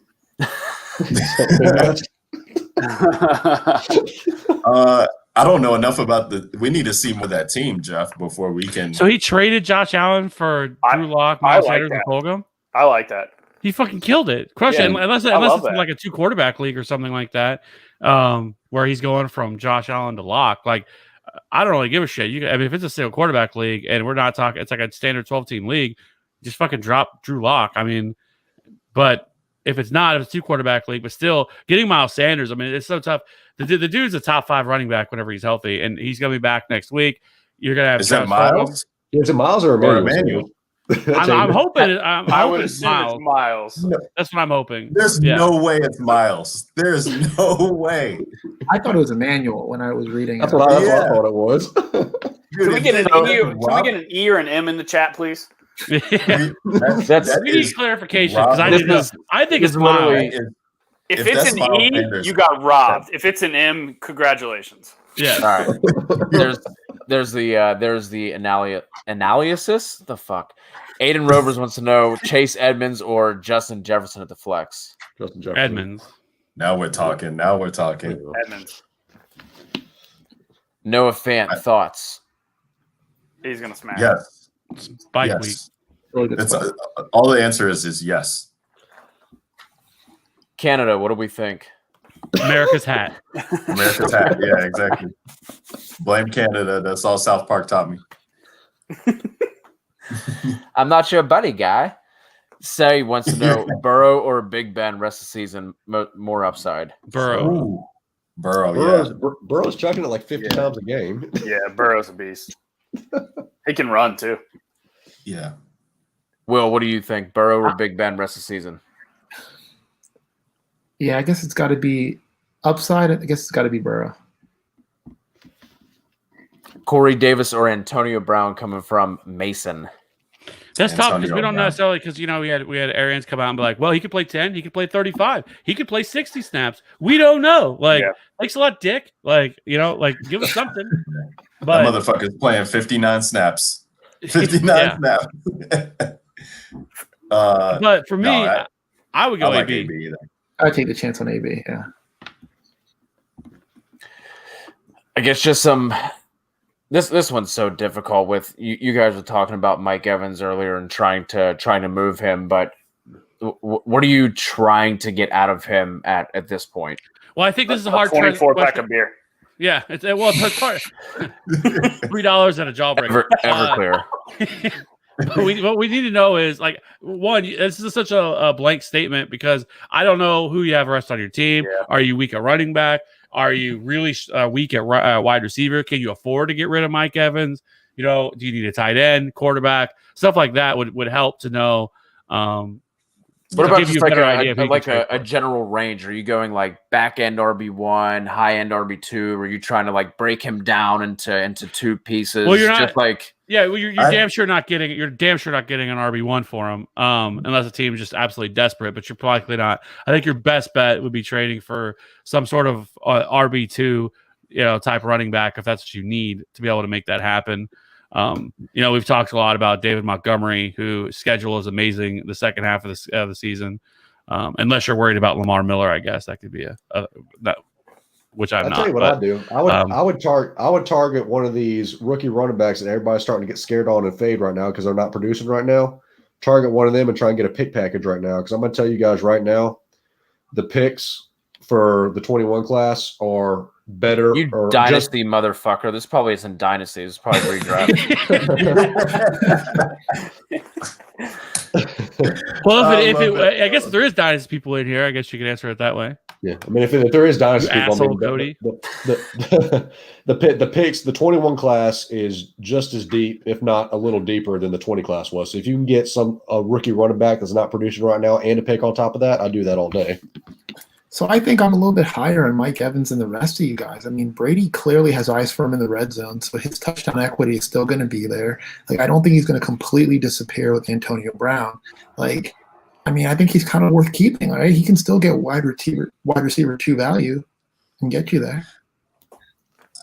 I think he's been really touchdown dependent though, especially in the games that Chris Godwin's played. He is not seeing the same type of production when Chris Godwin's on the field, and you would have to imagine once you add AB into the mix that it's just going to get worse. I think that's the scary thing. Yeah, and Gronk's starting to heat up now too. Yeah, with his Gronk's getting back into game shape. I mean, they just involve so many guys, right? Like even Scotty Miller gets involved, Tyler Johnson gets involved, some guy named Mickens gets involved. Like they've got 3 tight ends they throw to. That was so tilting on Monday night. Hudson. Yeah, like, Milken. That's what I'm saying. Like the Bucs do weird shit, and so like we've got literally no clue what they're gonna do when AP shows up. Like they legit have 10 guys that they can throw passes to, including the running backs. Right. Which just speaks to how Brady was playing in New England, like in the last couple of years of his career, where it was Edelman, and then you could trust him for PPR purposes, but everybody else, it was just like pick your poison, whatever week it's going to be. That's who pops off. Aldo wants to know, who do you have this week, Lamar Jackson or Matt Ryan? Lamar. Yeah, you got to play Lamar. I kind of like Matt Ryan there. Yeah, I do too. I'm not gonna lie, I like Matt Ryan there. If we get Ridley and Jones back, I mean that's been the bread and butter for Matt Ryan, having both of them on the field healthy. Lamar's rush yards though count for 2 of Matt Ryan's passing touchdowns, assuming it's 4-point passing touchdowns. Manny, you going back to that well again? No, not in DFS. No. But I mean, if you're playing in season long, I mean, it's really hard to pass on Lamar's rushing floor. I know. I just think that like Lamar's been not as explosive on the run game, right, as he was last year. They've kind of they've kind of leaned on the actual running backs to get established unless he's seeing heavy pressure, and trying to get him established as a thrower, which has not been great for him for fantasy. Mark Ingram is out though. He ran a bunch last week. Right. He's going to run a bunch again this week. I mean, it's not a good matchup. I don't think that game really shoots out a ton. You see, the flip side of that too is who's the Falcons defense going to stop? I mean, for the Falcons to compete, Matt Ryan has to chuck the ball a ton. I mean, for them just to keep into the game. So.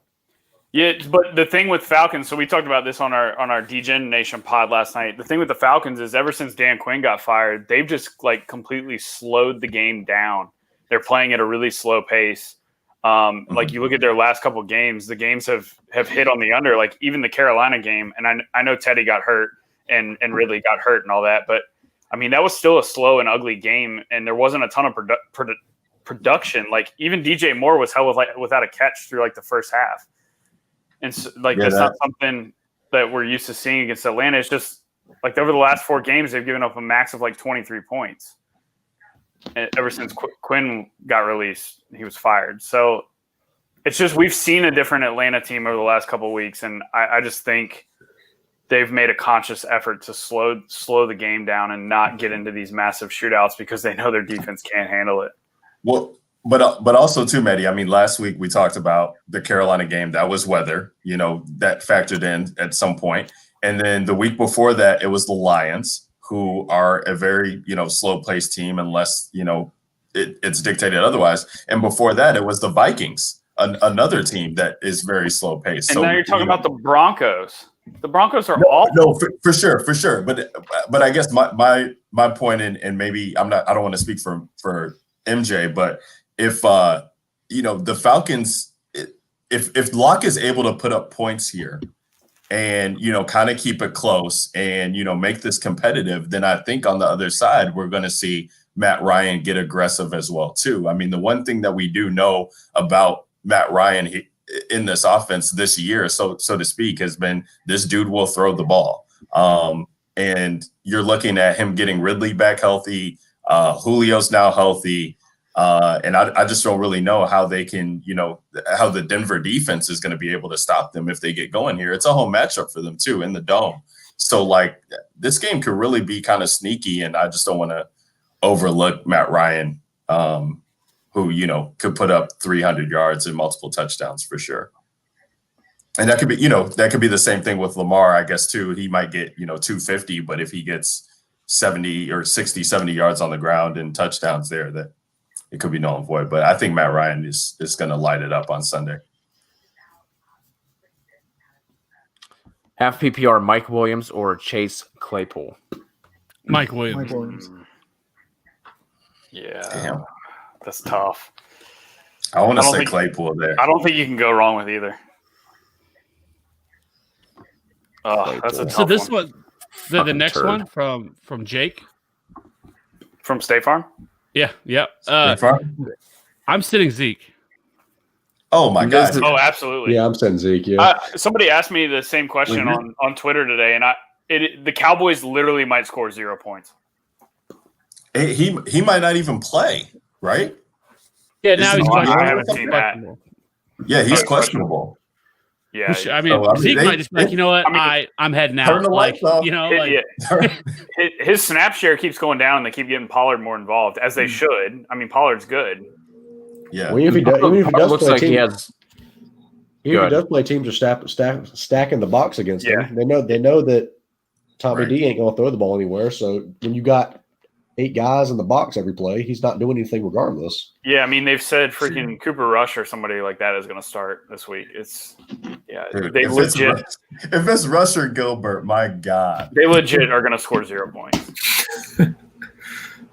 it's 2020. The Cowboys are going to win by 10. Okay. How expensive is too expensive for you DFS guys to play the Steelers D? It's They have too to be- expensive. It's too expensive on DraftKings, but I do like them on FanDuel a lot because What's of the that? soft I don't know what that is. That's where Ryan goes to build his bankroll. That's it. That's what I'm trying to get that edge, I baby. keep seeing every week everybody's tilting FanDuel scoring system and none of the contests work. And I'm like, I'm not going to be here.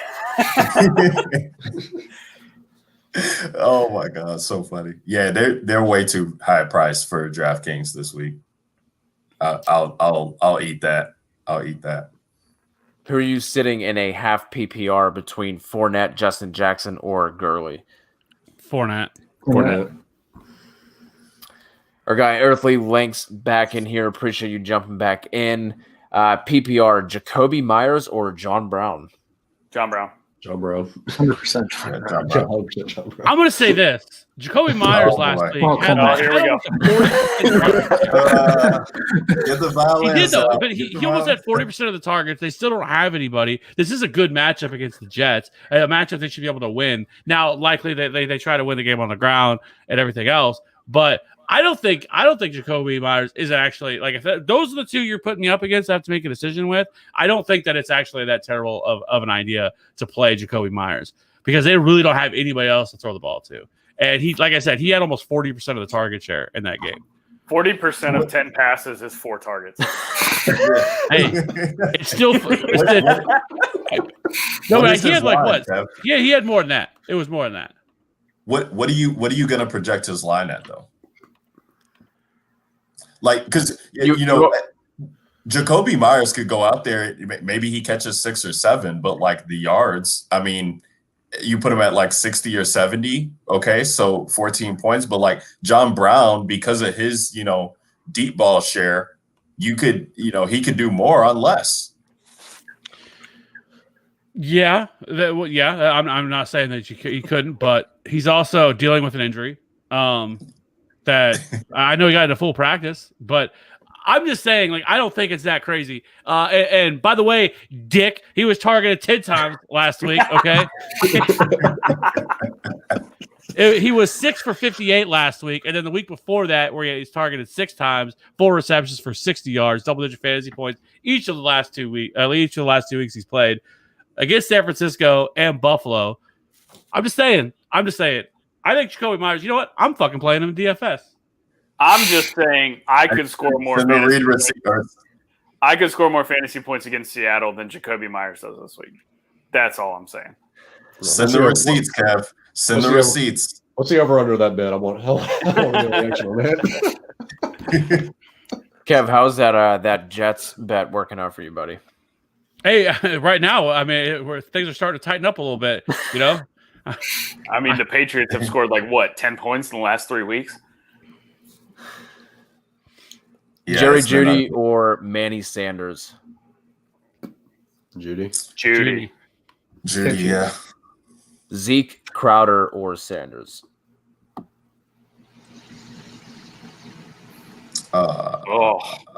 Shit.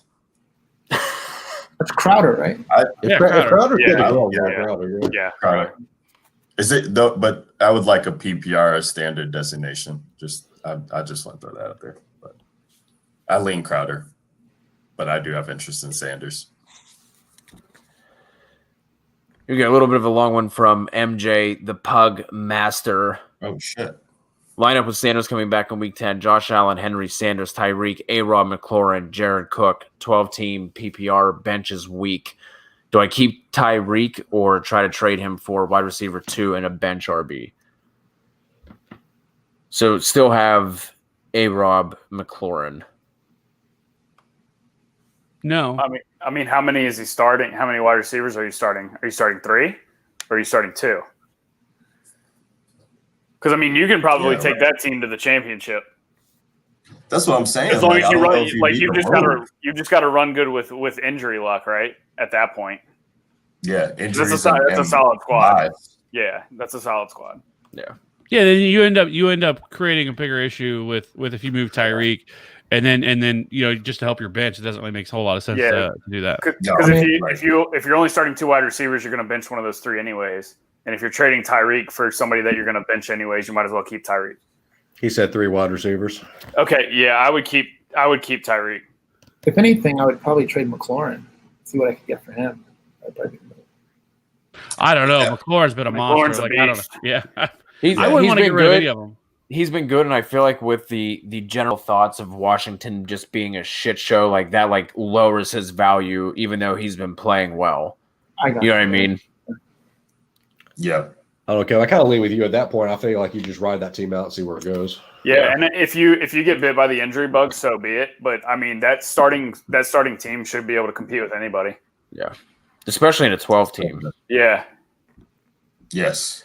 Shout out to Walido for answering people in the chat with us being an hour behind with talking about Christmas music and Thanksgiving food and fucking Everclear. So shout out to Alito for helping us out. Waking up buck naked under a stairwell. Fucking Harry Potter over here. Flex question: LaMichael P. Ryan or Darnell Mooney? It's got to be Mooney, right? Oh yeah, it's Mooney. Yeah, Mooney. Mooney's seen 5 targets in the last 6 games, 5 straight targets in the last 6 games. I mean, he's got the target share coming in. I mean, I want Mooney there every time. I like that game too this week. I think it's a sneaky shootout, Chicago, Tennessee. Kevin got the idea to start the channel after he woke up naked underneath the stairwell with chunks of hot dog just in his chest hair. Damn straight. Fantasy Football Intervention disagrees with you, Maddie. Love PBR. Drinking it right now. We had a Mickey's we had a Mickey's reference thrown in here. Modelo. Man, I wish we wouldn't have fucking missed those. Those are some great insights. Iverson, thoughts on Lindsey for week 10. For week 10, I think he's questionable right now. It didn't really, what was it, like jammed toes? Has that toe jam going on? Let's look at their matchup for week 10. I don't even know who they're playing. It's just going to be probably health related for Lindsey, right? He should be okay. Yeah. Oh, they are playing the Raiders in week 10, of course. So if he's healthy, fire him up. Yeah. Judy's my number 2. I'm so thrown off by the avatar. We talking some SI joint here problem or what? Got to take care of that. Got to take care of that sacroiliac. The end. Judy's my number 2. Do I flex Ruggs or Patrick since Breida and Pope are injured? Fuck my liver. Fuck my life is right with this. It's Ruggs Cheers. for me. Yeah, Ruggs, I think, here. Yeah. That's Patrick Laird, right? Patrick. The running back, Patrick Laird. Or Tim Patrick. I think it's Either one. Tim Patrick. I think I it's mean, Tim Patrick there. Is that going to change your answer either way? No. Either way. No, yeah. Yeah, it's Ruggs. Got a goggle of Gaglins in here. What's up, Sean? Walito's taking a break from answering questions to ask one. Flex Jonathan Taylor, DJ, or wait, is he answering a question? No, he's wanting to know Flex, Jonathan Taylor, DJ Chark, or Mark Cooper. Well, he put and, so it's confusing. Oh, never mind. I know this is going to be a 2-player question because for Kev and not 3 because I don't think he knows who Jonathan Taylor is. I absolutely shredded Jonathan Taylor in our buy sell video that we did. Lito. Hey, that's, Walito bringing the Friday fire. Coming we straight love from that the one. Godfather. How does your neck feel, Hey. Kev? I feel fine Come because for it. Jonathan Taylor He's coming at is. the neck. Hey, listen, Trent Richardson 2.0. All right, I can't mess with it. Oh, jeez. Oh my God, you are not on record. I Oh, have cut been. it up. Cut it up. Dude, it's already out there. already dude, go look at the buy sell video that we dropped for this week. There are timestamps in there. Go directly over to Jonathan Taylor, and Kev went in and he went off. That's too far, Kev. That's too far. I said what I said. Not much. I'm gonna tell you right now, you don't play any of the Cowboys pass catchers. That's not the answer. Yeah, no, that's for sure. It's DJ Chark. Yeah, I'd go Chark there. Would you trade Mahomes with Brady No. as your backup? Absolutely not. Knows the answer to that question. Just drop Yeah. drop Brady. Whoa. Yeah, you can. Why can't you trade Patrick Mahomes? The question is, again, it needs more context because I need to know. I would want to know what the rest of your team looks like because if you're really struggling somewhere and you have Tom Brady, like you can trade Patrick Mahomes. We've seen in games where they've kind of pulled the throttle off Patrick Mahomes. They've run the ball more in certain games. You certainly can trade Patrick Mahomes in a redraft league if you need to. Like especially with you could net a haul for him. If you need something like that, I think you definitely could do it. I'm sorry, Kev. I'm a dynasty what are player. we I only think in the dynasty mindset. That was a really difficult switch for me to make too, Matt, was whenever I started talking like more redraft and people ask trade questions, but fucking stupid. No, of course not. They're like, yeah, I would do that. Okay, it's draft capital and ages. That's the dynasty community. Well, we don't have time to get into that. We're still a half hour behind on these questions. Will, who are you sitting out of this group? David needs 2 of these: Dobbins, Jackson, DJ Dallas. Who are you sitting? I think I'm sitting Dobbins. Why? I'm sitting- Come on, Will. No, Why? I need reasons. Look, I like J.K. Dobbins as a player. I like him. I think he's good. But, I mean, I look at Justin Jackson. I look at his matchup. Pope is out. So I think, like, Jackson's going to get the volume. And they didn't seem to use Josh Kelly much last week at all. So, like, Justin Jackson's got to be a must-play. And then with the game environment for the running back, I think DJ Dallas in that Seahawks-Buffalo game, he's going to have a really nice pass-catching role too.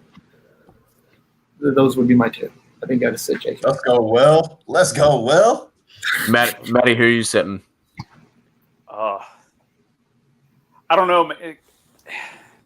It's tough because Indy's not a great matchup, right? But last week, Dobbins ran for 120 freaking yards against Pittsburgh on 15 carries. Like, he's good. He's really good. Yeah. It's tough.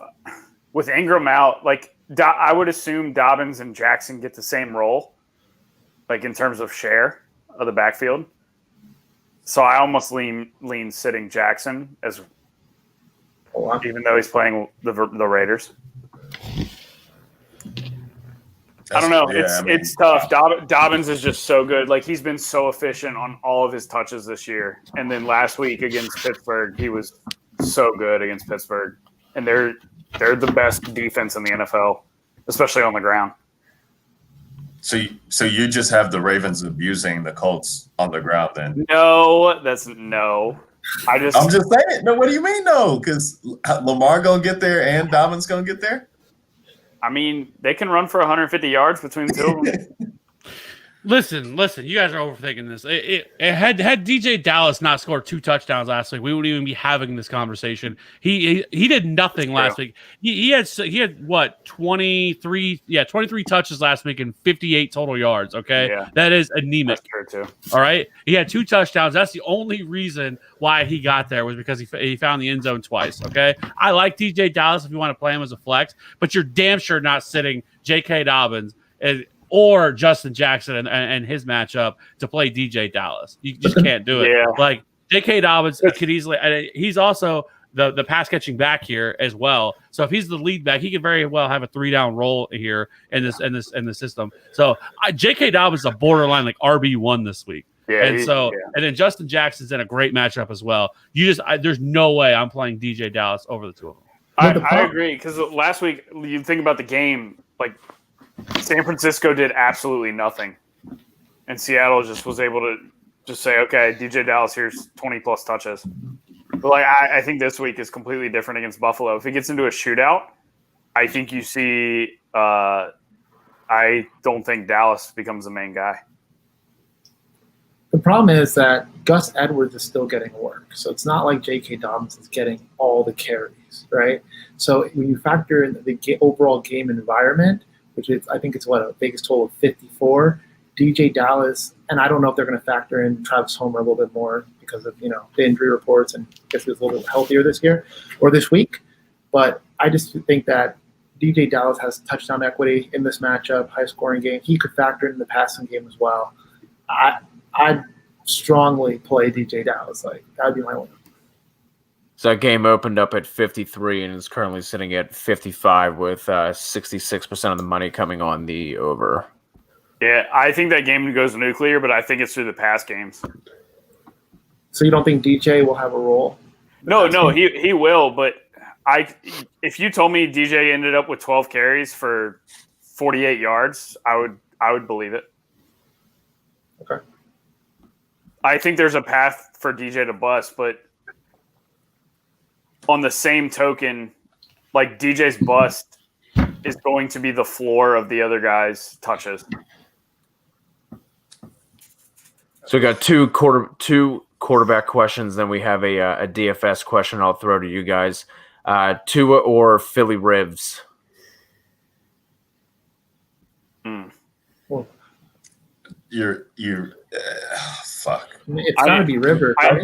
It's got to be Rivers, right? It's Rivers, especially if Humphrey and Jimmy Smith are out. That's big. Yeah, right. Well, Humphrey's out for sure, right? Yeah, I think he's on the COVID list. Is Jimmy Smith playing? Because I saw him miss practice yesterday. I didn't see an update for them. I think Jimmy Smith is playing, but at least Humphrey's out. I'll look while you guys answer that. The tough thing about Tua. Kev, we lost you. I said the tough thing about Tua I said. about Tua is we didn't see anything from last week because they steamrolled the Rams. Yeah. So I don't know what to expect from Tua. Yeah, we're back in the same spot we were in last week, right? It's legit unknown territory. We've got no clue. Dude, that's been so like misconstrued though. I feel like because like we saw enough from Tua, like he couldn't keep drives alive. Like they were punting the ball because he wasn't doing enough, and like the defense did open it up for him. But they were playing conservative because they were up by 21 points. No, they were playing a little bit more conservatively, but I'm saying if you can't even keep drives alive when your team needs you and you're punting the ball back to the Rams and they just so happen to turn those balls over, right? Because they just were anemic. I think we did see that they are going to struggle a little bit, and like he's going against Arizona this week, not really a favorable matchup there for a quarterback making his second start. I would side with the guy who's played 1,000 games sarcastically and has 48 kids over the guy who's making his second NFL start in his second game in the last year and a half. Yes, that's going to be awesome to see the first grandfather grandson in the NFL with Phillip Rivers. That's gonna be sick. Too bad Uncle Rico's not in the NFL also because he's part of the family line. And then for that second one, With Herbert. Herbert. Yeah. Herbert. Yeah, I like Herbert. All right, I'll let you guys go off on this one for a little bit. Jarrett Heggie wants to know any suggestions for the best stack in tournaments. Chiefs, Panthers. Maddie. Depends on the size field. If we're talking like Millie Maker, give me Tennessee and Chicago. Okay. So Maddie, before you came on here, I had to bring back the Stafford possibly playing on Sunday, and I already have a team like set to go if Stafford's playing. Nobody's gonna play that. Like I like it. Minnesota's defense is horrible. Right. I completely agree with you. Everybody take locks early in the week. Like they check those prices, set their lineups, and then they make minimal adjustments. Yeah. And I think I have like the placeholder between whether it's Cook or Jefferson, and I think I'm leaning Jefferson this week because of how bad that secondary is.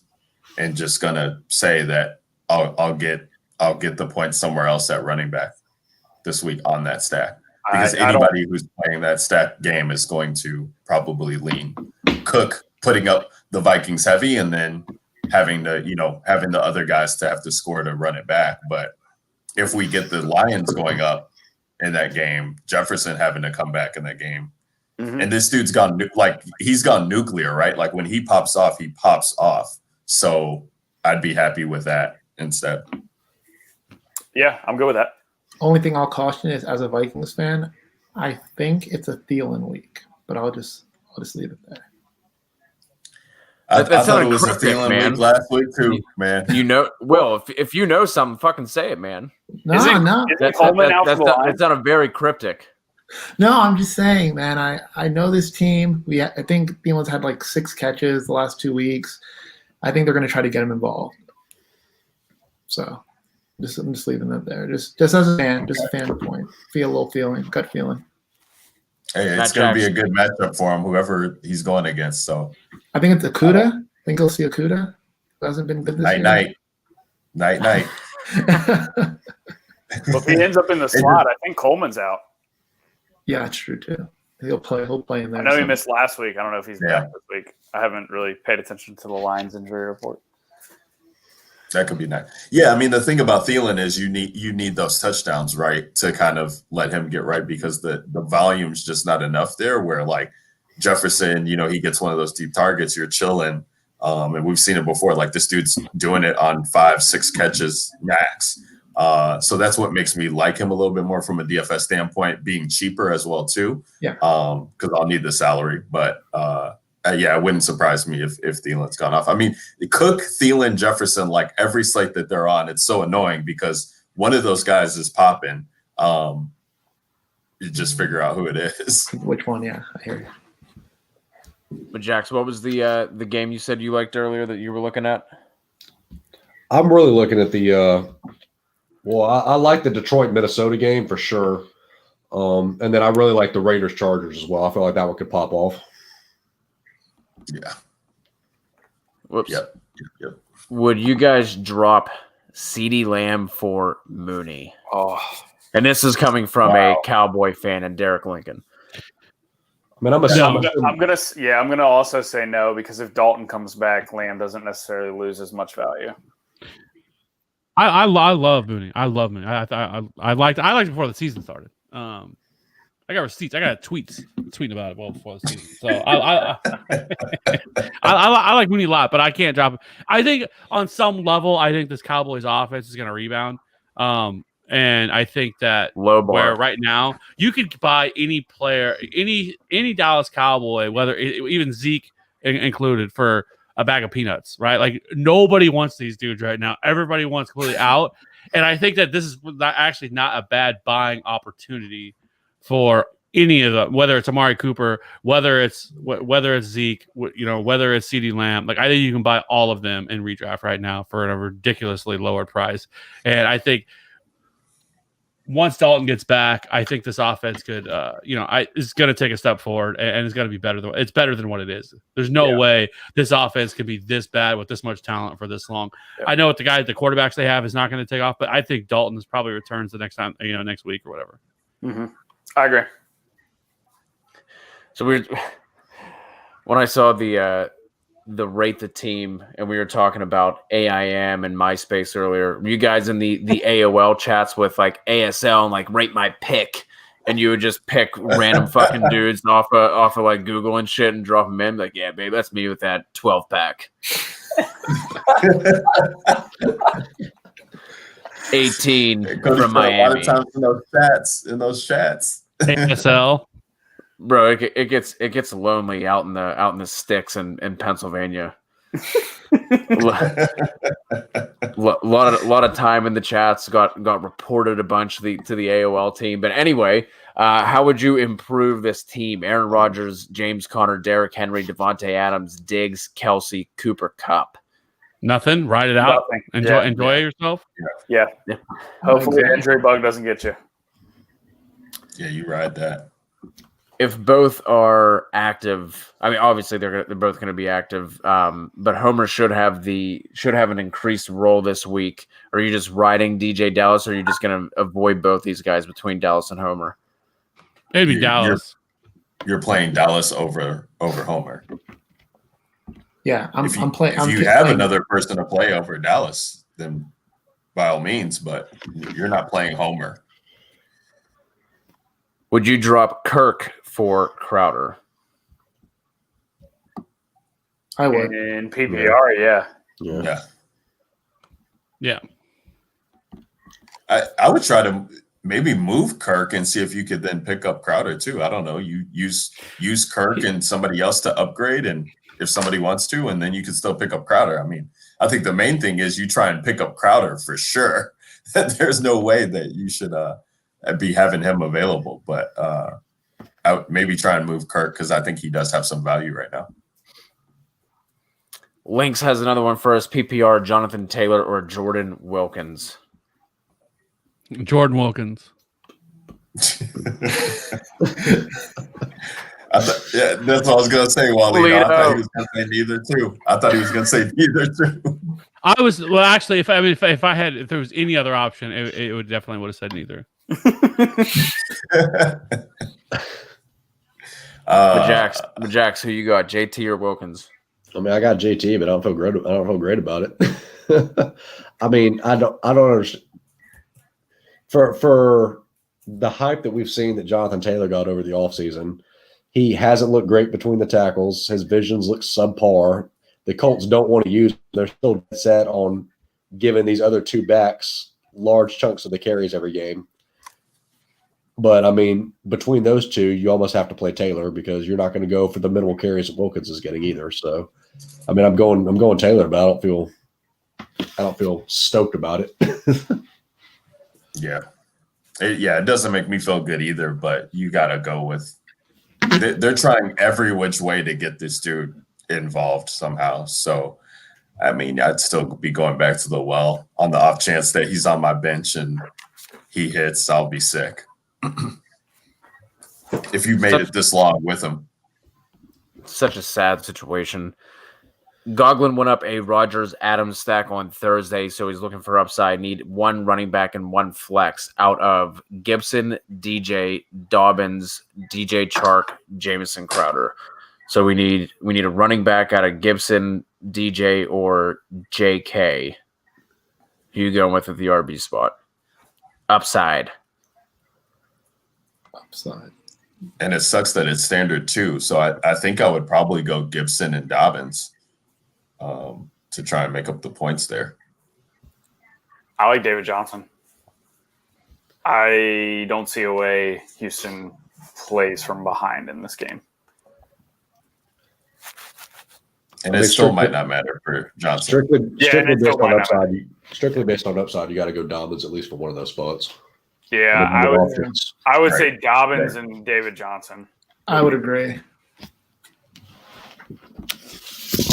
Our guy Than Nguyen in here. Super Bowl picks. Here's a fun one we haven't really touched on. That is a good one. I like that one. I already said. I said the other night. Kev has the Jets. No, Cowboys and Jets. I said the other night, and I'll stick to it, that I would drag my balls through 7 miles of hot sand just to see the Chiefs, the Seahawks play in the Super Bowl. So that's what it is. Before we get anyone else's answer, has anyone else heard of that phrase, drag my balls through hot sand? That has to be a military phrase. I've not heard of it. Okay. I felt like I was like missing out, and I'm looking for an opportunity to use that. No, I'm there with you. I don't know what that is. All right. It sounds painful, Kev. So I'm all for you doing it.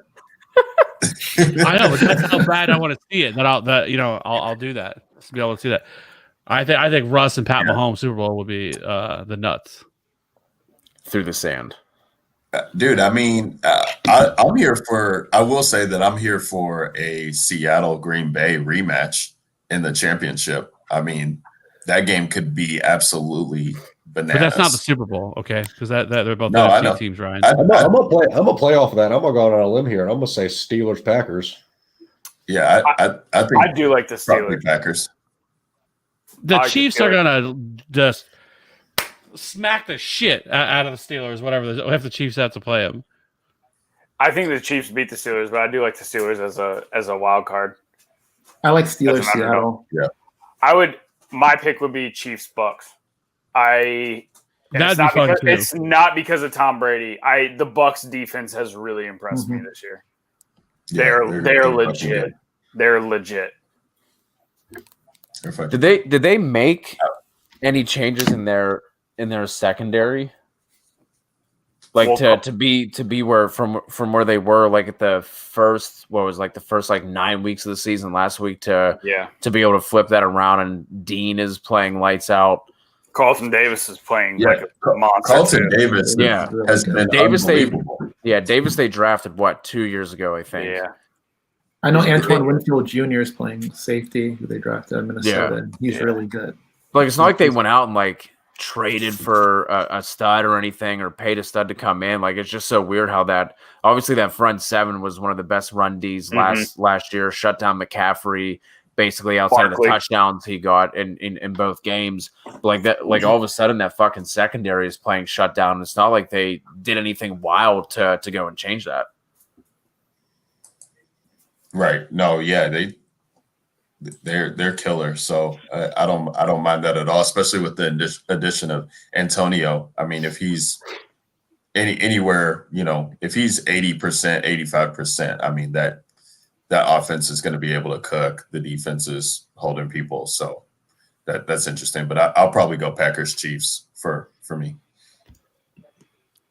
Cody, going back to that Florida Georgia question that we had like 2 hours ago. George Pickens ain't playing tomorrow, so I don't know if that guy's still in here, but that's definitely Florida now. Just want to throw that out there. Pickens is not playing. Pickens ain't playing, so there's no way that offense is keeping up. But Jax, tell me, is my boy Justin Shorter doing anything for Florida? He's keeping the bench warm.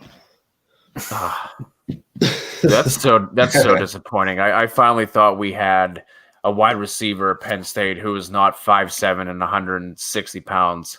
It's like, man, fuck I feel you, because I invested in Justin Shorter everywhere when he was coming out of high school, and there's not a player in college football on my Devy teams has burnt me more than Justin Shorter has.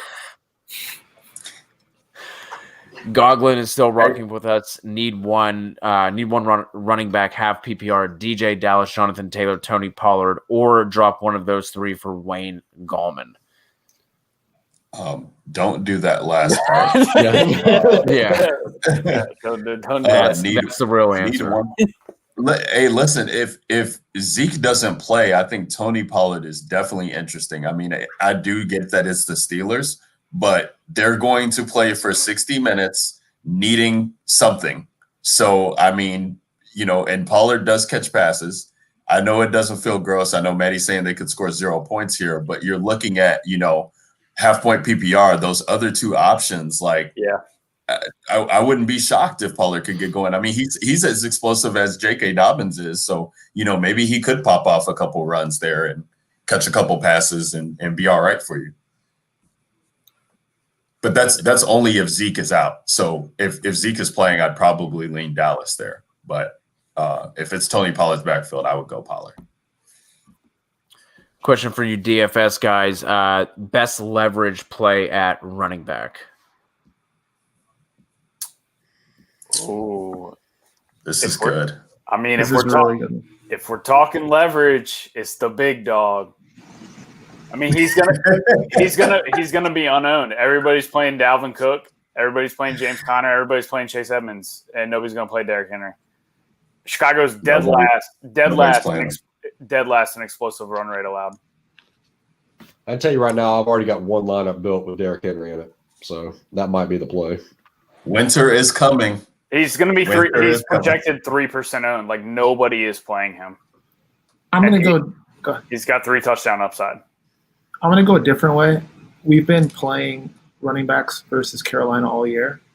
I understand people are kind of scared off by the split with Le'Veon Bell, but Clyde Edwards-Helaire, it's there. Going to.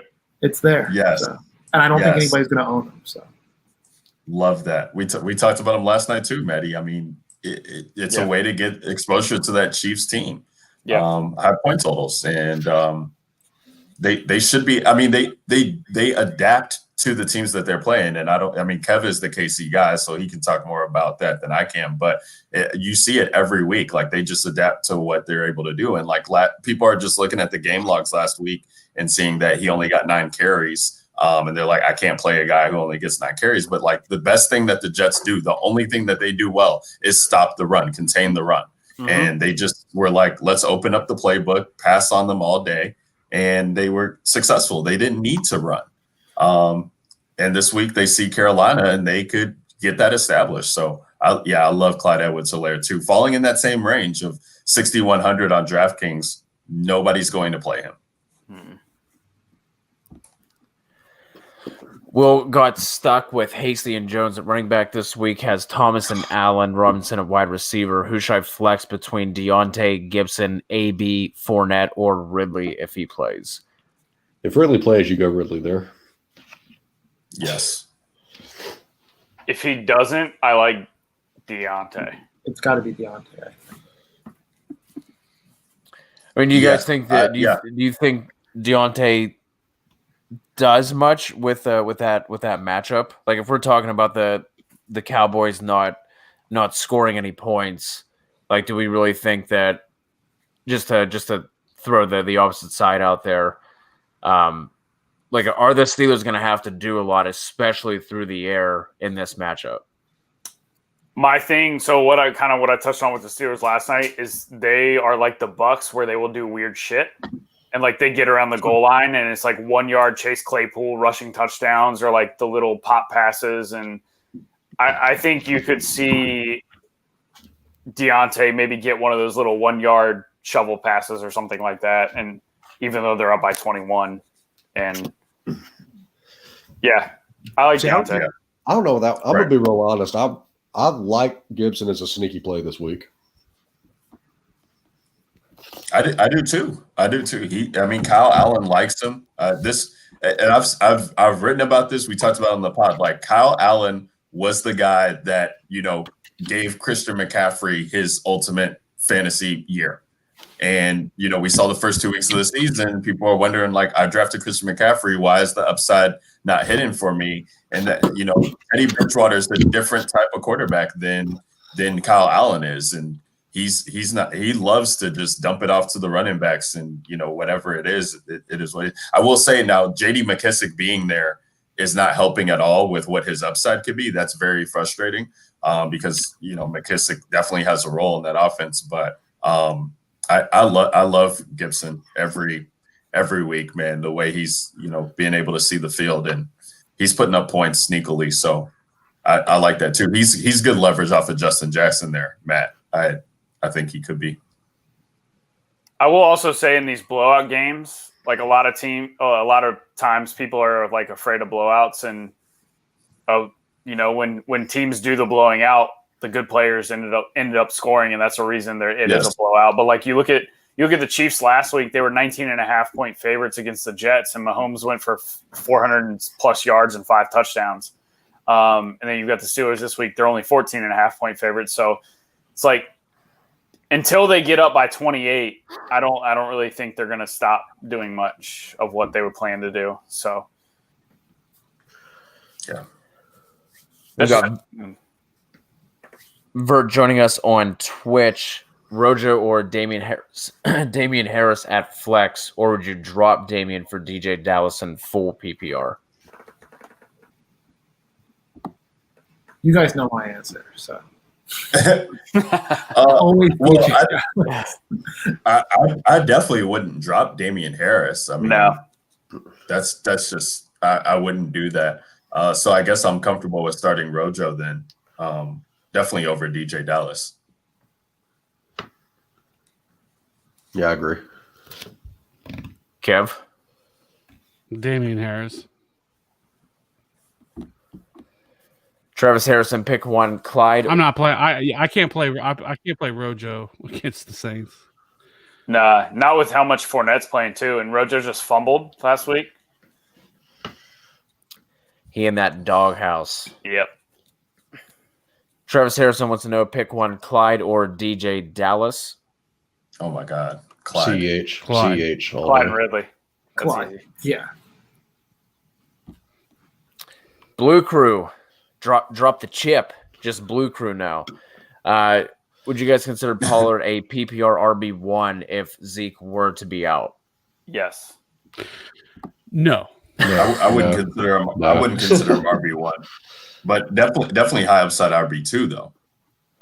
I mean, there's very limited of running back options this week.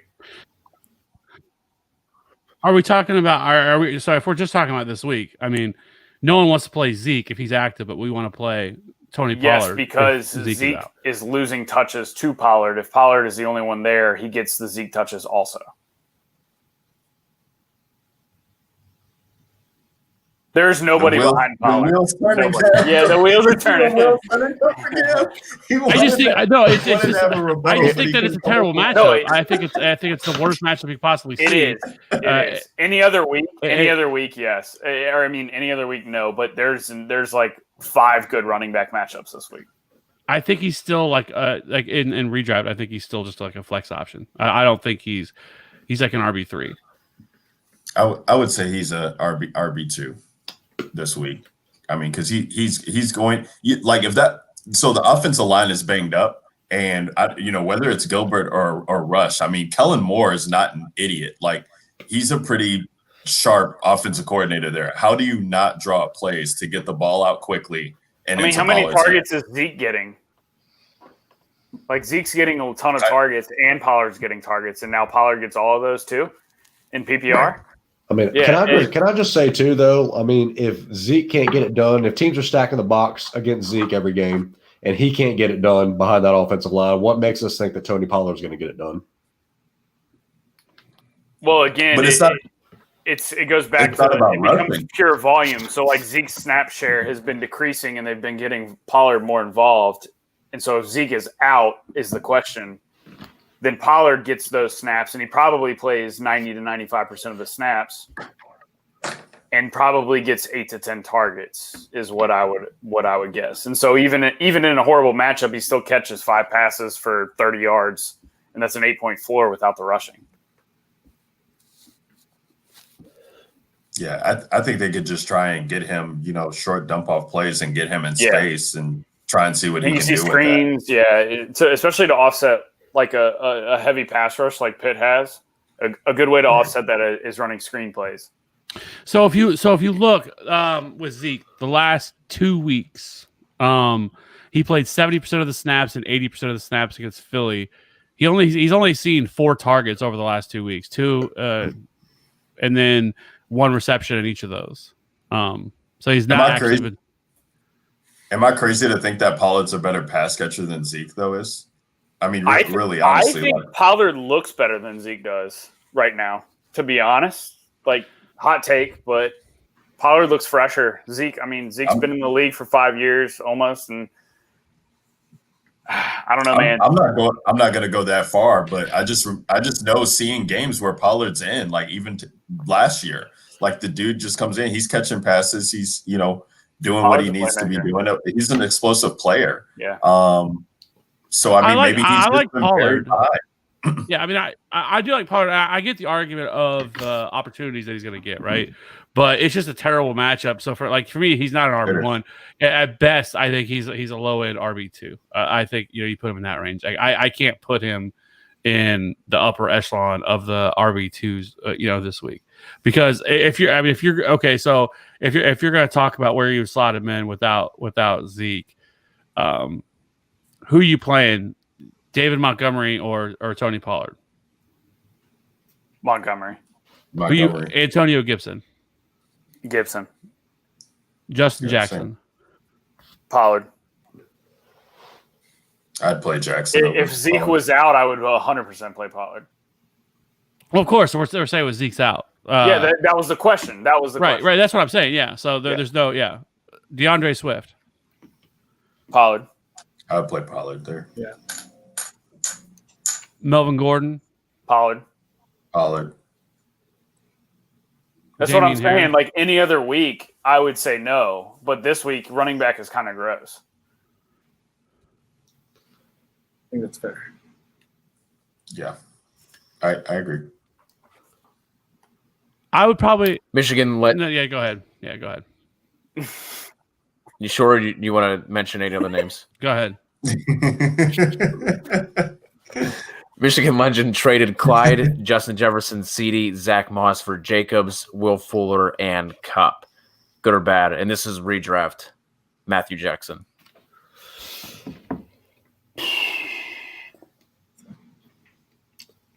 Clyde, Justin Jefferson, CD, Zach for Jacobs, Will Fuller, and Cup. I mean, it's not I like the trade personally.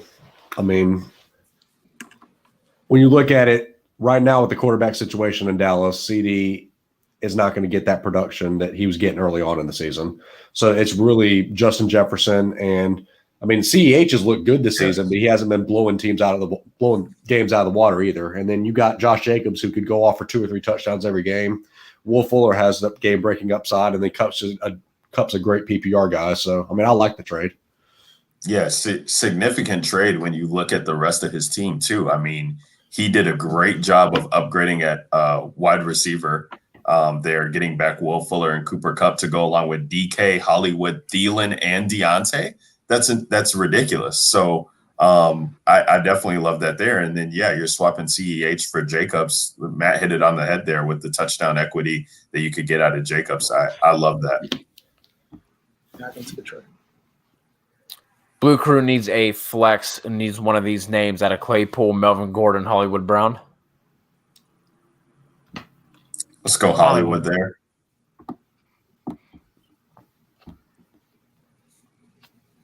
My QB is on bye in week 11. The forward thinker, MJ, the puck god, the puck lord. Cousins versus Dallas, Allen versus Cincy, Dalton versus Minnesota, Locke versus Miami, Bridgewater versus Detroit. Okay, so these are all wrong because Bridgewater's playing Kansas City, and Dalton is obviously not playing. He's on the Dallas. It's week 11. Week 11. 3 weeks okay. from now. 3 weeks. Easy, Kev. Week 11, who you got? You got to assume Dalton's healthy by then. So, I mean, I don't see a situation right there where I'm not playing Dalton against that Minnesota defense. I mean, we've hit on it tonight already. That defensive backfield is atrocious. So I'm playing anybody I can against Minnesota's DB backfield. Yeah. I mean, yeah. Dude, it's just crazy because, you loved Amari Cooper's been the odd man out with Dalton there. So, CD was helping him move the ball. He had a rapport with Gallup, who just couldn't catch any of his passes that he was throwing to him. It was bad in that game against Arizona that, they were playing in. But Dalton had chances to put up points. His guys just didn't come through for him. I like Dalton that week. Granted, he's back. I think I take the other side. I think I play Cousins. I played Cousins versus Dallas. I think, Dallas pass rush really hasn't been getting home, right? Cousins has 2 elite guys on the outside, or even when they do move Thielen inside or Jefferson. And then you guys have Dalvin Cook. So I know that when we played him last year, we killed him with the screen game too. And I just, maybe I'm wrong here. I trust Cousins more than I trust Dalton. So. That's a bold move, Cotton. That's a bold move. That's that homerism coming through. I don't think so. I think. I don't know. No, I hear what you're saying. It's close though. It's close. Yeah. How does Cook might have abused them that week though. Granted, he's in. Yeah, he did that. He could just go nuclear, so they might not even need Cousins. Yeah, that could be a Jameis week. It could be. It could be. Drew Brees is nursing a shoulder injury. He gets it right. We could be talking about Jameis winning people fantasy championships. Load management. I'm here for it. Volk wants to know what do you think about Mark Andrews' future. He was somebody I talked about on the buy sell video as a buy. Walito chimes in with the easy playoff matchup. The regression was coming for Lamar Jackson, right? But I think you still just have to, especially if you drafted him and redraft in the third round, you just have to hold on and just keep plugging him in and just hope for the best. Yeah, I think Lamar Jackson is an excellent buy with the schedule they have coming up. I think Mark Andrews is an excellent buy. Marquise Brown is an excellent buy. I think you can have this entire passing attack at a reduced cost, and like you said, the matchup is great. And the other side of that too is Lamar Jackson loves Mark Andrews in the red zone. He looks Mark Andrews' way in the red zone a ton, so you're getting that touchdown equity too. Appreciate the sub, Michigan Legend. If you're checking us out for the first time, if you would follow the Michigan Legends lead and also sub, we would greatly appreciate that. We love all the interaction we've been getting. Kev, I want to hear you. I will say on this one with Jacoby Myers or Deontay Johnson coming from Inceptivus. Deontay. Okay. Will, tell us something good, man. What's something good that you're watching, reading, new music? Tell us something good. Oh man. Let's see. Like a new Netflix you're watching. What do you got for us? Yeah. So I'm just so kind of everybody knows, I'm in revenue management. So I basically for Hilton. So I create hotel rates for a portfolio of hotels that I have, and that's kind of my job. So I'm able to work from home. So one of the things I'm trying to do is I'm trying to learn a little bit more about just money, economics, stock market, all those things. So one of the books I've been reading is Rich Dad Poor Dad. First time I've read it, but it's a really good book. Learning some interesting tips there. So that's what I've kind of been doing a lot of recently. In terms of honestly, I've been just enjoying sports being back so much that Netflix and Hulu, kind of during peak COVID, that's when I was just watching everything I could, anything, shows I would never even normally watch. Friends, I was never really a Friends watcher. Just started binge watching Friends. Ozark's really good. That was probably the one Ozark is incredible that I really enjoyed. So good. Yeah, Ozark. And then one more that I didn't watch actually when I was it came out when I was in high school. But The Wire, never saw an episode of The Wire. Recently started watching The Wire. So good. So yeah, Wire is my shit. Have you guys watched The Last Kingdom on Netflix? I've seen some of that. I haven't finished it though. It's amazing. It is really good. I would put it up against Game of Thrones. I think it's I think you can make an argument that's better than Game of Thrones. It's really good. It's worth the watch. For sure. Yeah. I'll pick it back up. But Jax, are you just watching the 1998 Cotton Bowl on repeat on your DVR? No, I'll be honest, man. Between there's so many college football games now that are coming on. Big Ten's back, Pac-12's back. So honestly, I can't just. You've got 4 or 5 games at each slate on a Saturday between the 12, 3:30, and 7. You can't keep up. So to be able to do all the rankings and article writing and videos and all the other stuff that I do, like I have to DVR all of those games. Like I spend the majority of the week just watching what I missed on Saturday. I mean, when I'm not doing that, I like Superstore. I don't know if you guys have ever seen that. That's a good show. I like that show a lot. That's a funny show. But yeah, it's mostly college football whenever I can get a chance. Nice. Who's surprised you, good or bad, this year? So good. I'm really surprised. Not surprised, I guess, but I'm liking what I'm seeing out of Tennessee, or not Tennessee.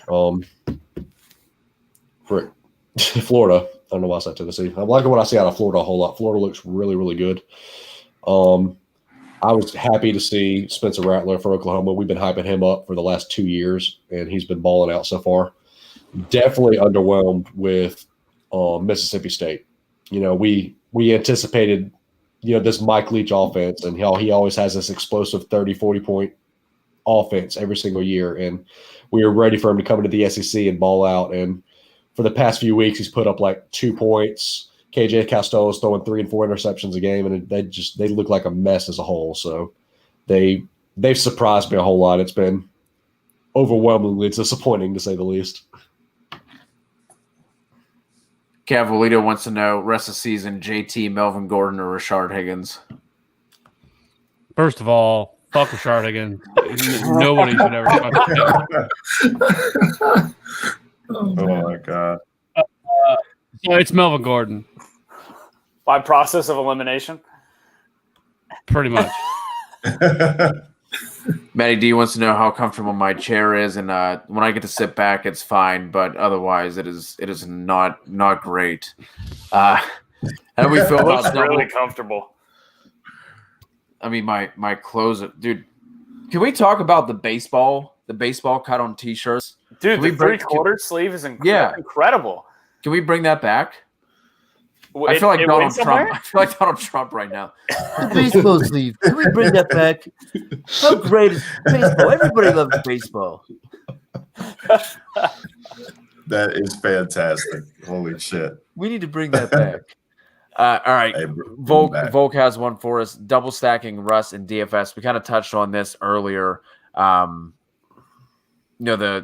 climbing in price, reverse correlation, positive regression, double standard, what have you. How do you guys feel about this for Volk? Volkatron. We talked about it a little bit earlier, Corey. To get leverage this, it kind of feels, it doesn't feel right this week because of Tre'Davious White on the other side. I mean, what's crazy is on the weeks that the other one has popped off, like DK has popped off and has carried Tyler Lockett, who's gotten single-digit points to make it, a successful stack. Lockett carried DK that week when he didn't get going with a 50-point game. Those are just so hard to predict, though. It seems like you have to have one or the other to hit, and also in ways that like the quarterback position is so variant that like you kind of have been successful if you just play DK or Lockett without Russ. I mean, some of these games have been on isolated slates where it's a Sunday night game or Monday night game, what have you. But I don't know. I mean, I love Russ this week. I love Lockett this week, but I don't know if I can get there with DK outside of like high field tournaments just to kind of get all the equity there. I'll just take my shot on Lockett this week because they're both so high priced. So, but do you think that because Tre'Davious White has not been very good this year in coverage. He's allowed the 9th most fantasy points per snap. He's 77th in passer rating allowed. He's allowed a 141 passer rating when targeted. So, I don't know. Like I think we could be putting too much stock into it being Tre'Davious White. But I still prefer playing Lockett this week. But you definitely could play Lockett and DK, in the same lineup. Yeah, I think Trey White is allowing a 65% catch rate, or I think that was something that I read earlier this week when I was looking it up. But yeah, I mean, for DK, right, he can get there in like a play, right? And then if Lockett gets all the volume, all the underneath short intermediate stuff, like I think there's a path where they can both get there for you. So I like them together. I'm trying to because essentially he's allowed 18 receptions on 25 targets, 236 yards, and 3 touchdowns on the year. Damn. All right, fellas, I got to bounce. All right, brother. Appreciate you you jumping on. For sure. Enjoyed it. You can find Matt's stuff on. He's doing some stuff for us. He's doing some stuff for the Dynasty Nerds, and you can also find him on Twitter at DHH_Matt. All right, fellas. All right, brother. Later. All right, we are going to start wrapping up here ourselves. It is midnight here on the East Coast, and the mail does not fucking stop. And I have that to do tomorrow. So rest of the season for Godwin here needs to replace Kittle. Waiver is Jimmy Graham, Gesicki, Trey Burton, Logan Thomas, Jordan Akins, and also Austin Hooper. Maybe Hooper for me. Got to go Hooper, right? Yeah. Or no, well, I don't know. Gesicki would also be in play.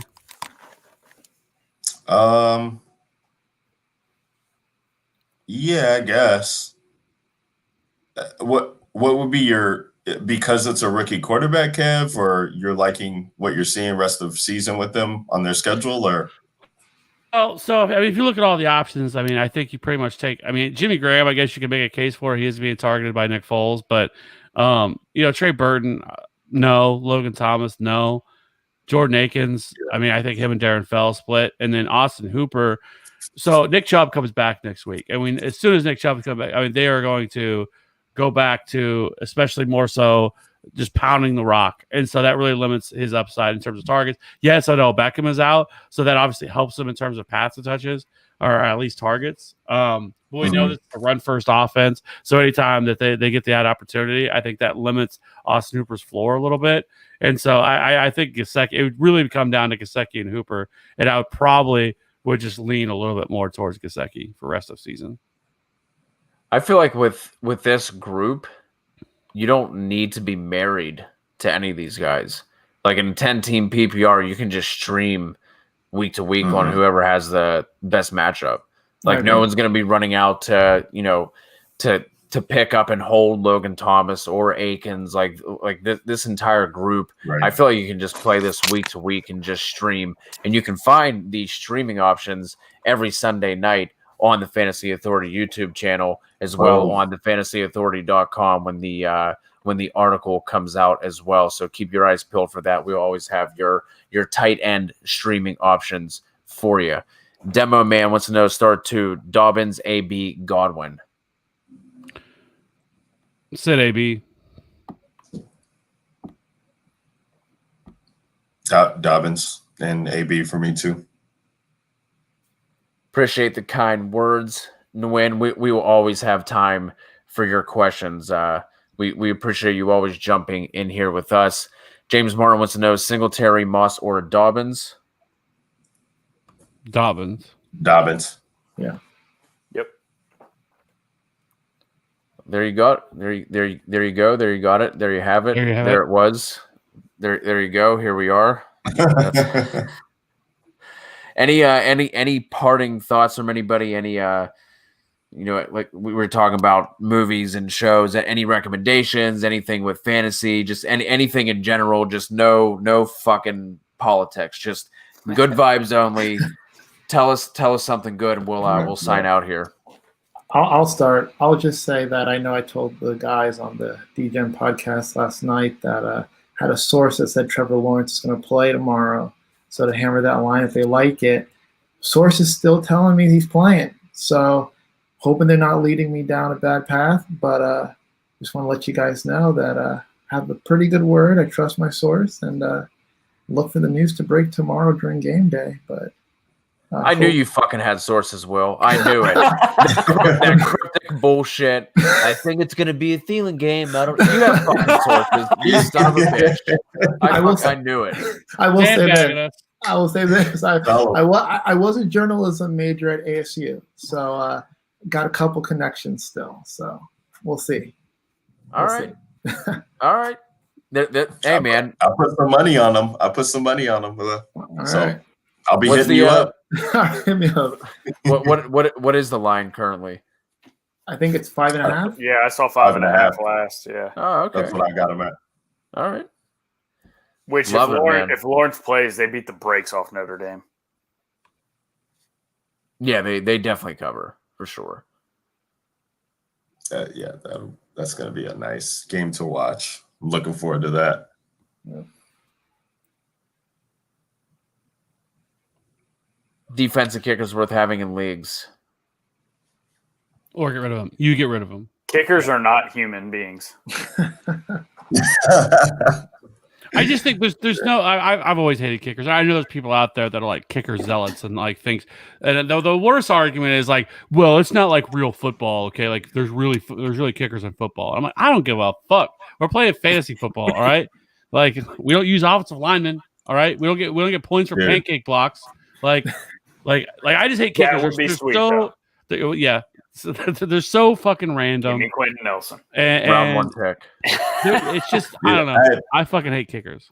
So I had three, like, my favorite days were graduating from University of Missouri. Shout out.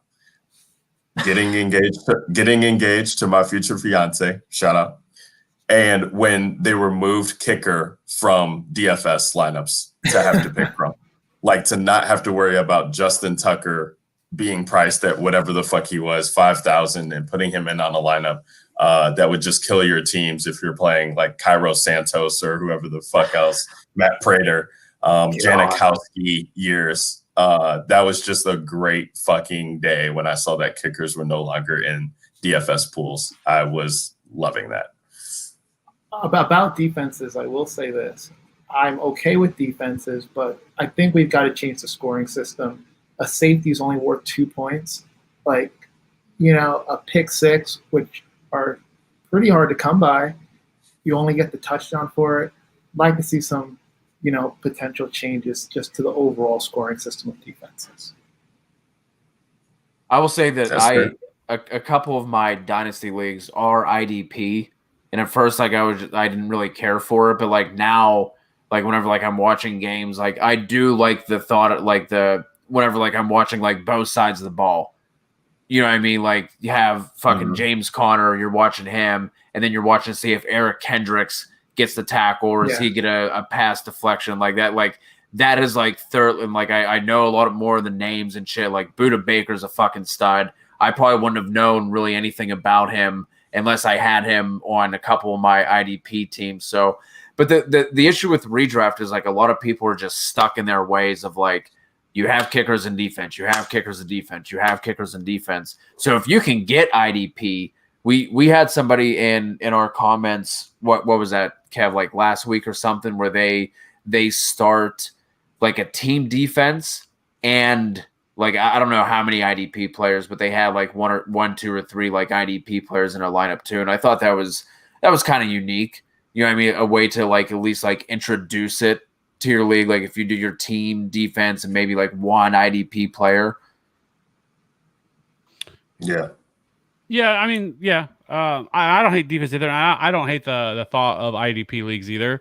I think the problem is for most leagues and for the majority of fantasy football, it's redraft. And for the majority of redraft players, I don't want to say the majority, but probably 60% of them are people who are only really casual about fantasy football. They pick it up in August and either they scour the internet, listen to some podcasts. People still buy magazines for whatever reason, and they kind of jump in and they're not putting into the dedication and the time and the research to come up with all these different things. And introducing IDP into it adds a whole new wrinkle for people that they don't. There's plenty of people out there that don't understand even the basics of fantasy football and like just like on the offensive side. So incorporating more changes that. Dude, it took me 3 years to get rid of kickers in our home league that I'm in.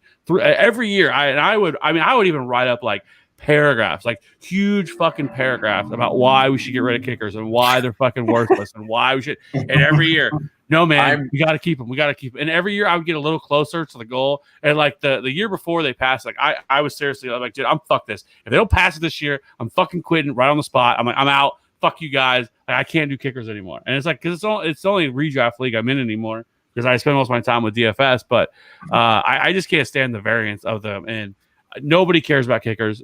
There's nobody putting in time and research into kickers. It's draft a kicker that's on a good offense that's going to get multiple opportunities to score and log out, right?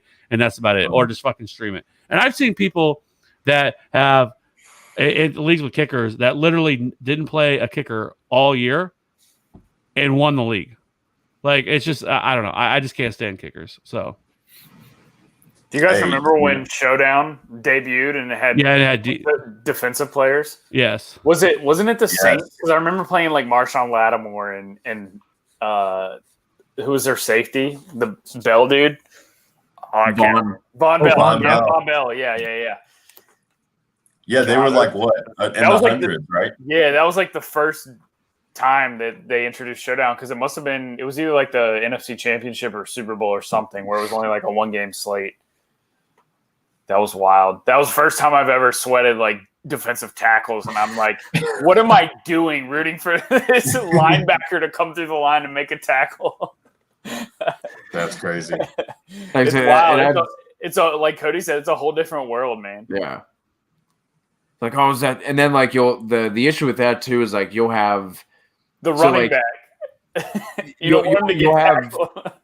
So each home team is the one who scores, whether it's like whether it's a solo tackle or a half sack or a full, and that is left up to the home teams, like just like fucking stat crew or whatever they have sitting in there. So you're watching and you're like, all right, was that a fucking half tackle or was that a solo? Did he get the full point or was that just a half a point? It's like you're like watching all this shit happen. Man. Like it adds a whole different element.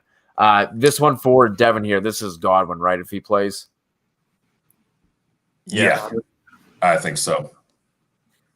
Lito, we will give you no respect and you will like it.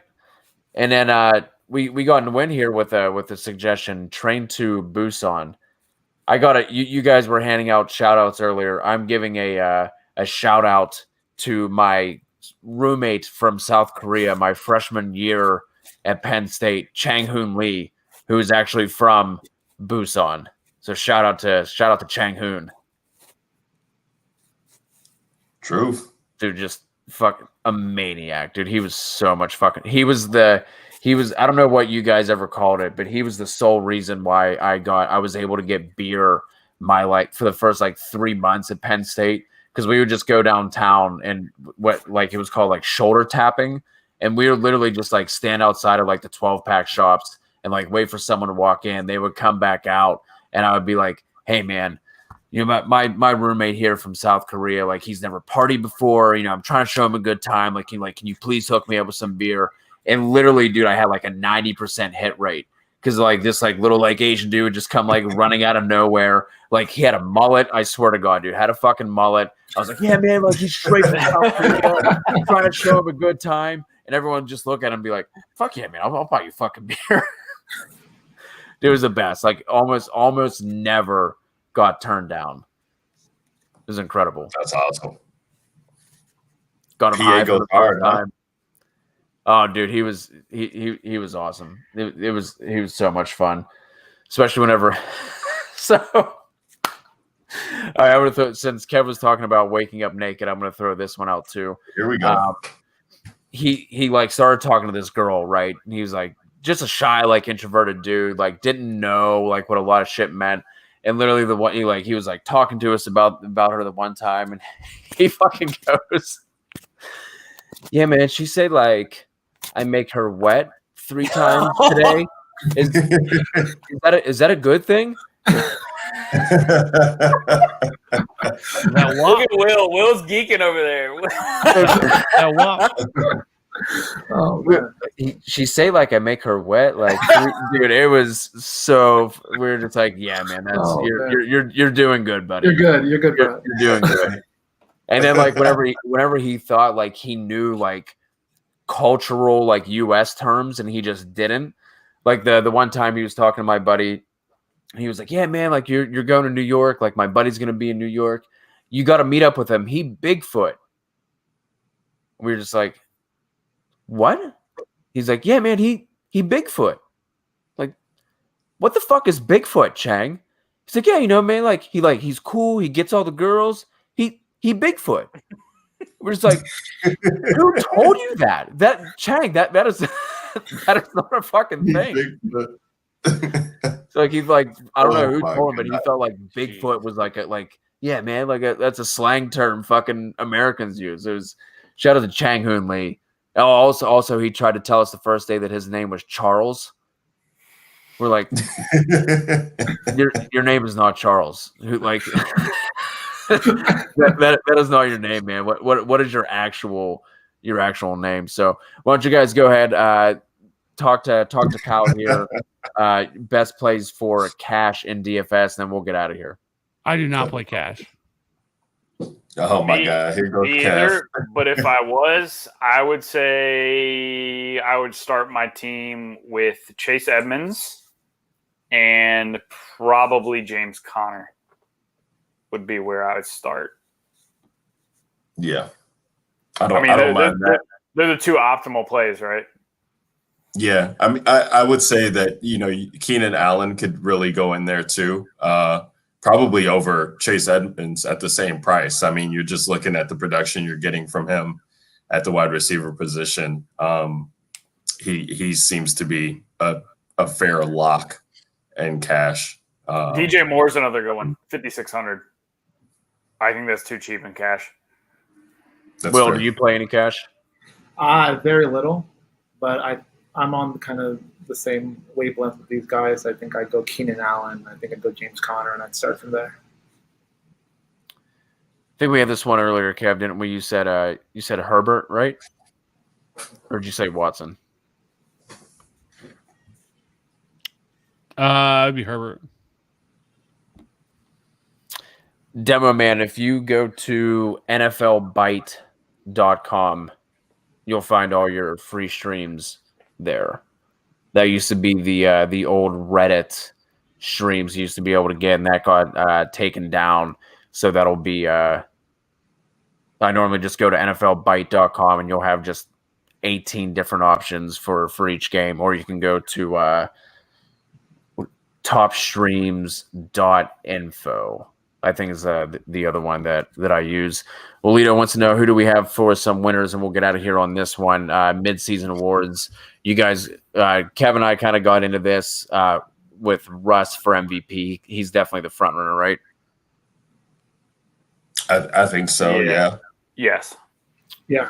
Rookie of the year. We thrown that to Herbert. Herbert. Yeah. So also definitely. Obviously offensive rookie of the year. Defensive rookie of the year, I haven't been paying as much attention to the IDP side. Does anyone? Chase Young? Has he been banged up though? He's missed a couple games. Yeah. Damn, give me a second on this one because this actually has me intrigued. So while you're looking that up, I'll just say I feel like rookie of the year and offensive rookie of the year don't always go to the same guy. So I'll throw Justin Jefferson in the conversation for offensive rookie. I like Justin Jefferson. And then defensive rookie of the year. I can get behind that. Is Yeah, I doubt it's Chase Young. Chase Young only has 2.5. He has 2.5 sacks and 1 forced fumble. Oh, that's fair. We are. He's missed some games. Well, I'm disappointed. I can't think of anybody. Yeah, me either. This is blanking on this one. Jalen Johnson for the Bears has been fucking fantastic. Corner for the Bears, opposite of Will Fuller. He's been really good. He probably won't win, but he definitely needs to get some shout out love there because they've been amazing at stopping wide receivers. And I mean, for a rookie cornerback to come in your first year and be playing, who's another one? Go ahead, keep going. Go ahead. No, go ahead. I was just going to say, just in a division where he's got to be tasked with. I mean, probably not Kenny Galladay, but you got Justin Jefferson and Thielen, and then you got Devontae Adams, who's going to be moving around. So Jalen Johnson's been holding his own for sure. I was going to say Patrick Queen in Baltimore. He's been really good for them. So if you look right now on the betting odds right now, Chase Young has been the leader all year at plus 160, and then Antoine Winfield from Tampa Bay is second. Patrick Queen is third. Julian Blackmon is from Indy is fourth.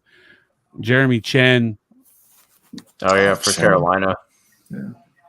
And then Isaiah Simmons is sixth. Jalen Johnson, Jordan Elliott from Cleveland, C.J. Henderson from Jacksonville, and Derek Brown from Carolina is the top 10.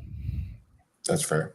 So it's wide open. I wonder what are the offensive odds looking at real quick, Kev, for MVP? Because depending on how the season fares out, like I could see Dobbins being in the mix there. If Ingram is like dead and they just keep going with him with his upside. So that's kind of interesting to me. I would think it has to be down to probably, I would say, Herbert and Joe Burrow. Yeah, I know it's probably going to be a quarterback, but I always have interest.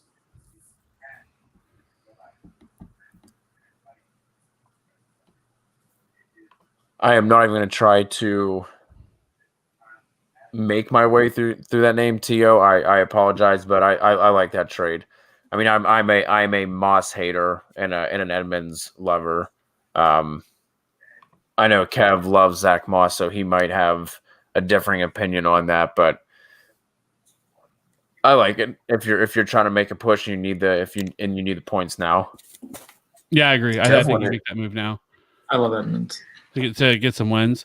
The other one I guess I didn't think about was I think James Robinson actually is a really sneaky name for offensive of the year, as well as he's played. I mean, considering he came out, just kind of came out of nowhere, but I think he's somebody that's probably also in consideration. Kev, this one's right up your alley. Monty or JT rest of the season. You don't even have to ask. It's David Montgomery, and it's not even close. I was surprised to not hear more out of Moss from you, Kev. I mean, there were so many times, in the springtime, you wanted Zach Moss to the Chiefs. Everything was looking like Zach Moss to the Chiefs. And, really, I think how soon we forget how much you were a Zach Moss truther. So I really expect you to lean there. No, I was not high on Zach Moss coming into all this, but it is what it is now. So, but it's actually right now. It looks like James Robinson is actually third in betting odds for offensive rookie of the year. Wow! Where's Jefferson? Fifth. It's so hard for wide receivers to get these awards.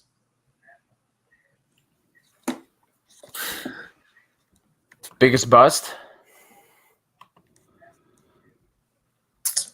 Oh shit! Non-injury related. You can't say injury related.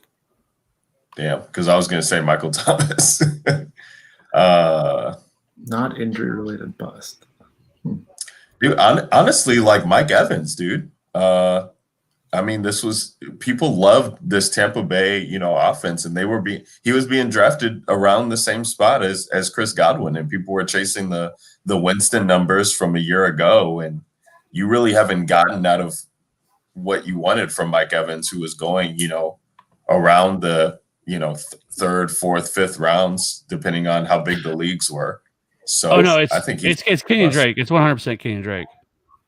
Kenyon Drake was going in the first round. Yeah, that was my answer. Yeah, him. And my second answer is, as much as it pains in my soul, I would say Cam Akers going in. He was going fourth and fifth round too. and he's done. Which is literally frustrating nothing. because when Cam Akers gets opportunity, like you can He's tell good, how man. he is. He's good. Yeah, he's. It's like Sean It's Sean like McVay hates these McVay. Yeah, he hates rookies because like we heard all this hype out of camp on Van Jefferson, and Van Jefferson had a decent game week 1 and then didn't play anymore. Yeah. And same with Cam Akers. He played week 1 and then didn't play anymore. And last year too, like Henderson, I mean, he was better than Malcolm Brown, and he could have played behind Gurley, but he didn't play him. And now that Henderson's in year 2, he plays him. So I think Cam Akers has a big year next year, but I'm hoping he gets a chance to play. Obviously, they're on a bye this week, but with Henderson having a thigh injury, maybe Henderson sits out a week and we get to see Akers. That would be sweet. Maybe Lamar too. Oh, go ahead, Kevin. But I was gonna say, do you think it's like something weird here because how young Sean McVay is that like he favors the veterans of some sort of locker room thing because of how young he is, and like tries to win over the veterans by doing it? Because it doesn't make a whole lot of sense to me of why he's done what he's done with these guys. So it's always I've always tried. I just been trying to think about a reason why he's done what he's done. Yeah, I mean that's a good point. Yeah. All right, well, there you have it. We're gonna get out of here. I said this a half hour ago, but I swear to God, we're leaving now. So if you guys have any other questions, you can just drop them into the video after this ends, and we'll make sure that we get to those. We will always answer all your questions. Will, man, appreciate you jumping on with us, man, and hanging out. Yeah, I appreciate you guys having me. I've been a fan for so long. You guys all know that, so I really appreciate the time. It was awesome. Yeah, man. We'll definitely be doing more of these going forward. So for me, you can find me on Twitter at @CKutzerFF. You can find Kev on Twitter at FantasyWrath13. You can find Maddie on Twitter at MaddieDFS. You can find Ryan at RyanAlexander_W. We will be going live on Sunday morning. If you guys have any other lineup questions, we will be live at 11 a.m. Be live again Sunday night talking waivers. So until then, we will talk to you guys. Hope you have a great week 9. Talk to you soon.